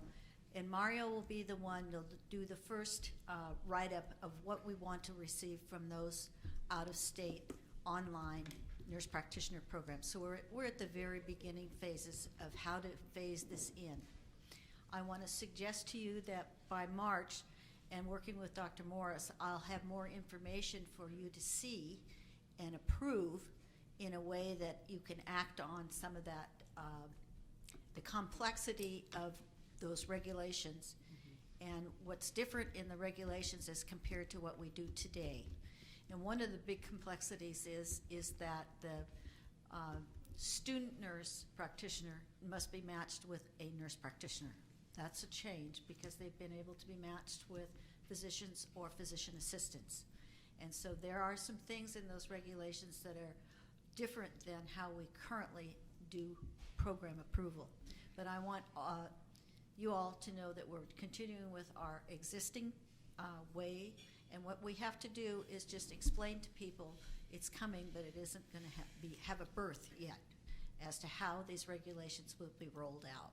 I'm open to take any suggestions. I'm going to be talking to the folks that I worked with for the last 4 years who came to every practice committee and agreed or disagreed with the regulation package at the time. We now have the advanced practice group, so they're another entity that we can work with to roll this out. They're practitioners in advanced practice, and I think it would be a good place to have them. But the primary folks that I want to work with are the group that I originally started with. And of course, all of you and all the NECs that do this job. I think one of the things we have to be aware of too is these programs. What is their practicum as far as hours go in these programs? That's one of the that's one of the areas, and the regulations require for 500 hours. So they have to meet at least that limit of 500. Many have more than that. So that will be considered. Okay. Questions? Madam Chair, I just wanted to say that so we now have a new set of regulations Correct, regarding this particular part of nursing education. And I would recommend that as you move forward, and in particular in terms of training of NEC staff going forward who are going to be implementing these, that also the board's lawyer be involved, obviously. Indeed, Anne is on my card. In the training and in so that we have the good news is we have an opportunity, I think, to do this having been informed by Thoughtfully, our our history with some of the subject matter. Thank you. Absolutely. I'm with all of you so that you know there's no silly questions. We're all in the discovery phase of how to implement these regulations, although I know, and the NECs know these regulations, it's still, we recommend questions to us and let us think about things. So please do. Thank you. Moving on to 10.2, information only, SB 1109, controlled substances. The method of in the board for putting the Schedule 2 on the DEA looks for Schedule 2 is on the nurse practitioner's particular screen that has their furnishing number on it. And so this is a recap of what we've been doing for a number of years. I think it came out in 2004. So this is where the agency that has been doing this, or the group that has been doing this consistently, is the California Association of Nurse Practitioners. And they have had a online program that an interested party could go in and take. And what we just have added to that is the necessity to add the addiction questions. And so this document shows that we are falling in line with this bill, 1109, for the nurse practitioners in which there's addiction connected with opioids. And, but the bottom part of this and the back part of this information is there's a person in licensing by the name of Nancy Van Voren, and she's the person who would receive the CE certificate, and then she puts on the furnishing screen that they've met the controlled substance and addiction requirement. Does that make sense to you? And so, in addition to this, I had to connect, and I did on Tuesday of this week, I connected with the 2 midwifery schools, the faculties that's teaching in their advanced pharmacology course, the organization, to have a similar document that the NPs have for the CNMs. So I'll bring that to you possibly, I think I can have it in March for you to see that. This is a method again where they're going to change who the CE provider is. I want to go back there for just a minute. And it is, has been for some time. I write things down because I can't remember when I'm talking to you. A school function. And now the association wants to apply for a CEP certificate. So that will take a little time for them to do that. But there aren't many midwives out there that need this kind of course. And when I checked the enrollments between UCSF and Fullerton, there are very few students in the program that would be affected if we didn't get this out until March. They don't graduate then. And I've talked to both schools. They know this is coming. They put it in their advanced pharmacology course. And in fact, the person teaching the advanced pharmacology course for both schools is one individual. So I talked to that individual also. So she will include it in the course. So I feel very comfortable that we won't have somebody out there that can't get this information, get it on their furnishing screen, and then be approved by the DEA. There's a lot of people that don't know that the DEA is looking at our BREEZE screen for furnishing for meeting these requirements. And actually, it's our licensing people that type this in and put it on the screen.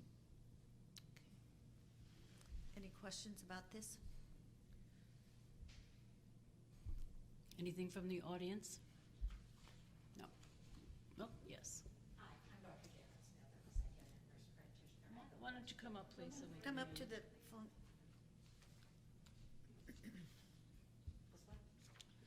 Fine. You can do it right there. I have a question. When I look at my license, it shows I'm a psychiatric nurse practitioner. However, we have several nurse practitioners working in areas that they have not done their hours. So we have family nurse practitioners that are working as psychiatric nurse practitioners. My understanding is we're supposed to work within our specialty. So is the board going to start looking into that area where people are as advanced practice and they're not working in a specific area where their education is? I know now we're talking about having our Your DEA approval for Schedule 2 and addiction. And does that go along with that new training also that we have to do the Narcan? And they're going to put that anywhere? That's a separate bill, and you can use Narcan if you're giving an opioid prescription, Right. but I didn't put it in this particular document. We now have to, right now I've done 2 patients that I've looked at their cures and seen that they're on an opiate. So now I've had to offer it, I put it in the chart that I've offered it, but they don't accept it. So I'm looking at them signing that I've offered it and they've refused, because me just writing down that they've refused is kind of a little sketchy. So I'm going to try to come up with a form saying I offered it and they refused because of all the stuff that's going on with the opiates. In psychiatry, I may prescribe, which I don't do that many benzos, but the benzos can affect the respirations, especially if somebody's on an opiate. One of the problems is a lot of people get opiates from friends and we don't know it. So now we have to ask them, are you currently on an opiate from somebody else? And then still have to offer them the Narcan, which is a new law.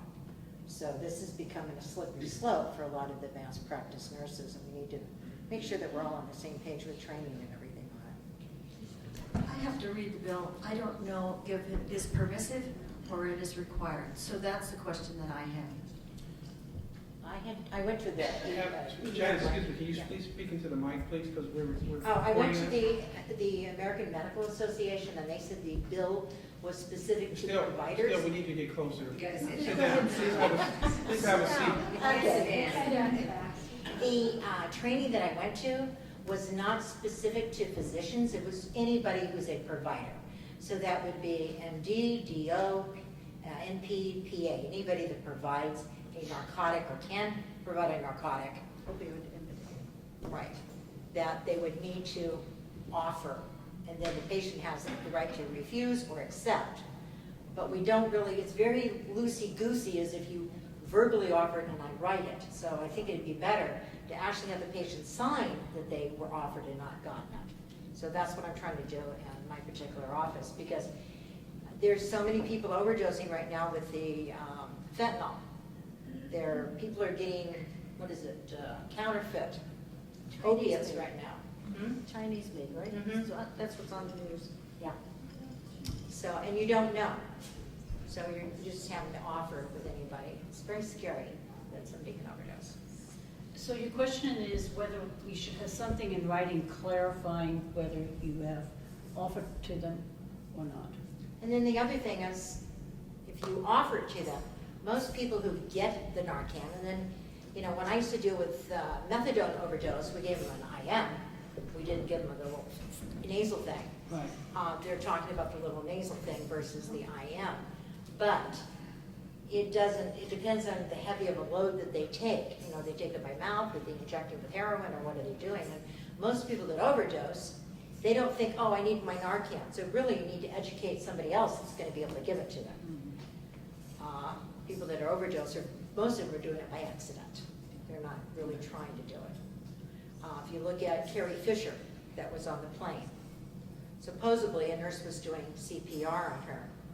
I don't know if they looked at her eyes to see if they're dilated or not, but she apparently had overdosed on an opiate, and planes are supposed to carry Narcan. So it's a huge area that we need to have more education in the schools, and after you get a license, and probably, as you're talking about the education part of that, is to make sure that's part of it. I just wanted to throw that out. Thank you. You're Check welcome. on that, thank you. Can we move on? Moving on, Okay. I will go to my next tab. 10.3, Yes, please. AB 2193, maternal mental health. This is also a chapter bill. It has to do with nurses, prenatal, postnatal, who need to offer mental health services to women. And so this is just informational. You can see it was passed in July. My plan is to talk to the different groups, the NP group that is prenatal, and then the CNM group, to find out how they're implementing this bill. I don't see it as our role to implement, but I want to get the information back. Is this information being done? And I assume that it is, but until you ask the question, you really don't know. So my plan is to talk with CANP and the prenatal people who work with these moms and figure out whether they're really being suggested to get mental health, and if they refuse it, they refuse it. But you've asked the question, and you can make the referral if you need to. So it's just information. And, excuse me, is there a form, will there be a form of exactly what they're supposed to be asking? And then, This bill was very general. It says that you have to offer to the patient mental health services, okay? Maternal mental health services, because of the, I guess the prevalence is the word, of sadness, depression, postpartum, that sort of thing. Do you have a suggestion for him? well, I guess it's the terminology that sometimes is problematic. It's more than offering mental health services. Sometimes people don't want to be labeled as needing mental health services, but they do. They're depressed or whatever. And how would all that be given to the patient? Or let me ask the association, I'll come back to you with how they're approaching this. I can't answer that today. Okay. That's been in the news a lot too. No, yeah. Can we move on from there? Anything from the audience, from the board? We'll move on then to discussion of AB 2315. Excuse me. Yes, Comments? somebody's coming? It's the PQ9 is what the medical doctors are giving the patients. So if you have a pregnant woman and you give a PQ9, it's a test question on depression. They're doing that with the elderly also. So if they come up positive on that, then they refer them to a mental health worker or So there is professional. something that they, There is a form, it's called the PQ9. So you gotta say that again to me. PQ9? Mm-hmm. It's a common practice in the primary care setting. Thank you. And it's a questionnaire? Yes.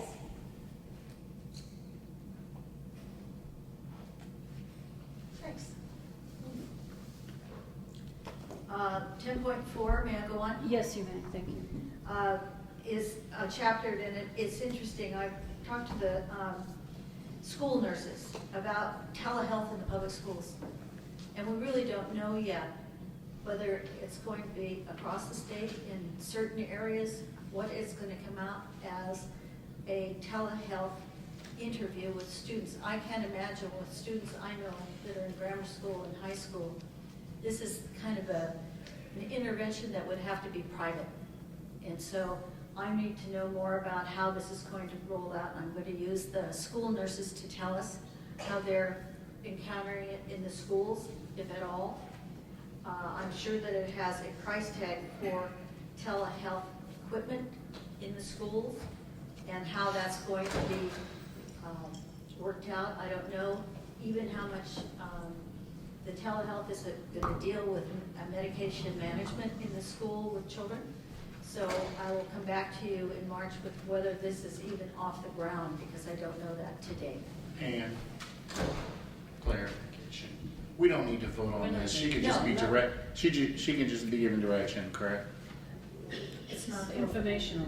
No, because it says vote on whether the board should participate as a stakeholder. Well, if you're participating as a stakeholder, then that's kind of taking an official position. So the board would want to take an action to agree whether or not to participate as a stakeholder. So we do have to take an action. Well, I think we need more information I about don't think we all know this. yet the school districts that are going to implement this, and that's what I was saying. So I was staying in touch with the school nurses, the president of the School Nurses Association that's actually in San Joaquin County. So I know her very well to call her, and I've not heard an official, and I'll bring it back to you if in fact the schools are going to use telehealth to take care of children in the school. My recommendation is that we vote and we do participate as stakeholders. So that way you won't have to come back. You already have the decision from the board and it's already there. I'll second that. Friendly amendment. I think what was said here, I think is good. It says monitor and participate, so I'd like that in your motion.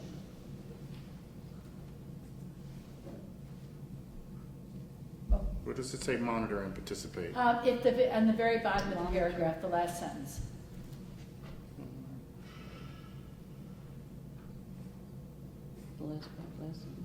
If you want to just say participate, but I thought having both. We need the It's your information. motion. We need more information on this, I for think sure. participating as a stakeholder pretty much covers it all, right? Okay, thank you very much. I'm just saying. Got it. Any comments from the public?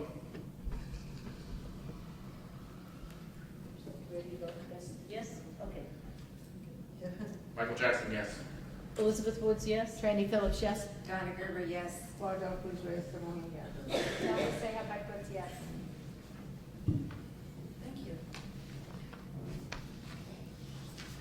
Anything else on, from the public that we need to hear about? I would just like to bring up one thing, that we did have the first meeting of the Advanced Practice Nursing Group, and went well. I'm sorry? Yeah, well, it was the second meeting where they did some work. The first meeting was just putting it together. Yes, it was the second meeting. But we will be getting the minutes from that, and we'll be hearing more about that. The first meeting was just getting the It's goal. getting more Thank structured, you. Thank you. but yeah, this is the second meeting of the APR group. Right. Anything else? 10.5. Oh, what do I got here? 10.5 and 6. I better turn the page, I'm looking at this, right? It's information only, This is AB 2850? 10.5. And this has to do with nursing assistant training online in real time, and it's already going. So I've had several organizations that are doing online CNA training. So online is, we're here to stay, I guess. Just to let you know, it's not just on ground anymore. I have a question about this. Sure. There are certified nursing assistants, right? But do There they- are by the Department of Public Health licensing and certification. Yes, but there are people that function who are not certified. Is certification needed to call yourself a nursing assistant? Certification is a certificate that's issued when you complete the educational requirement. Right. There are people who call themselves that are not. Mhm. So it's up to the person that is looking at the individual to look at their certificate, or if it's a healthcare facility, they definitely do, and they work, a lot of them work in long-term care, or with hospice, for a number of agencies, and those agencies will look at their certificates. But the Joe public person may not know to ask for a certificate if they were hiring. I would have the same question about medical assistants also. You can be certified, but is it, I think there are a lot of people who function like these who are not certified. They just kind of fall into this type of work. If they're working for, because it's medical board law, and it's medical board certification, and they hold the keys for the curriculum, if you are an aide of any kind, and you fall under the purview of the medical board, you have to be certified. I don't know that there are any schools left that don't certify you and don't follow the medical board's rules for that. Would they be in a doctor's office possibly and not be certified? Anything's possible. Or hold themselves out in that category. But there's no way for us to know. We have a good faith that when we go into our physician office and there's a person there that says, I'm a medical assistant, that person, the physician I go to, the medical assistants are really doing most of the shots and other activities that they are allowed to do under the supervision of a physician. Yeah, but some people just call themselves some things. All right. 10.6. Any more discussion on Maybe this? 10.6. Yeah. 10.6. Thank you. I want to kind of back up with this one. I found out some additional information. This is a code section for the controlled substance paper that physicians and nurse practitioners use for any kind of controlled substance. And so what happened was there wasn't enough paper made to handle all the physicians and their prescriptions, nor the nurse practitioner. So there's a new bill out there. I don't want to do anything with this one until we know what the new bill does. It's AB 149. And it's just called controlled substance prescription. This bill would delay the requirement for the new serialized numbers printed on the security printer until a date determined by the DOJ that is no later than 1/1/2020. So this has been delayed because of lack of script with the right numbers on it. Prescriptions that do not include the new serial numbers are considered valid and should be filled. So they went back on what the old way of doing things.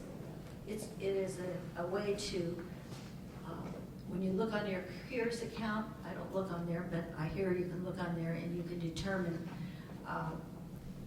for any one patient, what you have ordered, as a way to look back on ordering. This bill is considered urgent. This bill has passed the Assembly, and it's scheduled to be heard in the Senate on 2/19/19. So I'll keep my hands on this in terms of, because it's very important for our nurse practitioners and our midwives who are using controlled substances to be able to put the prescription on the right piece of paper.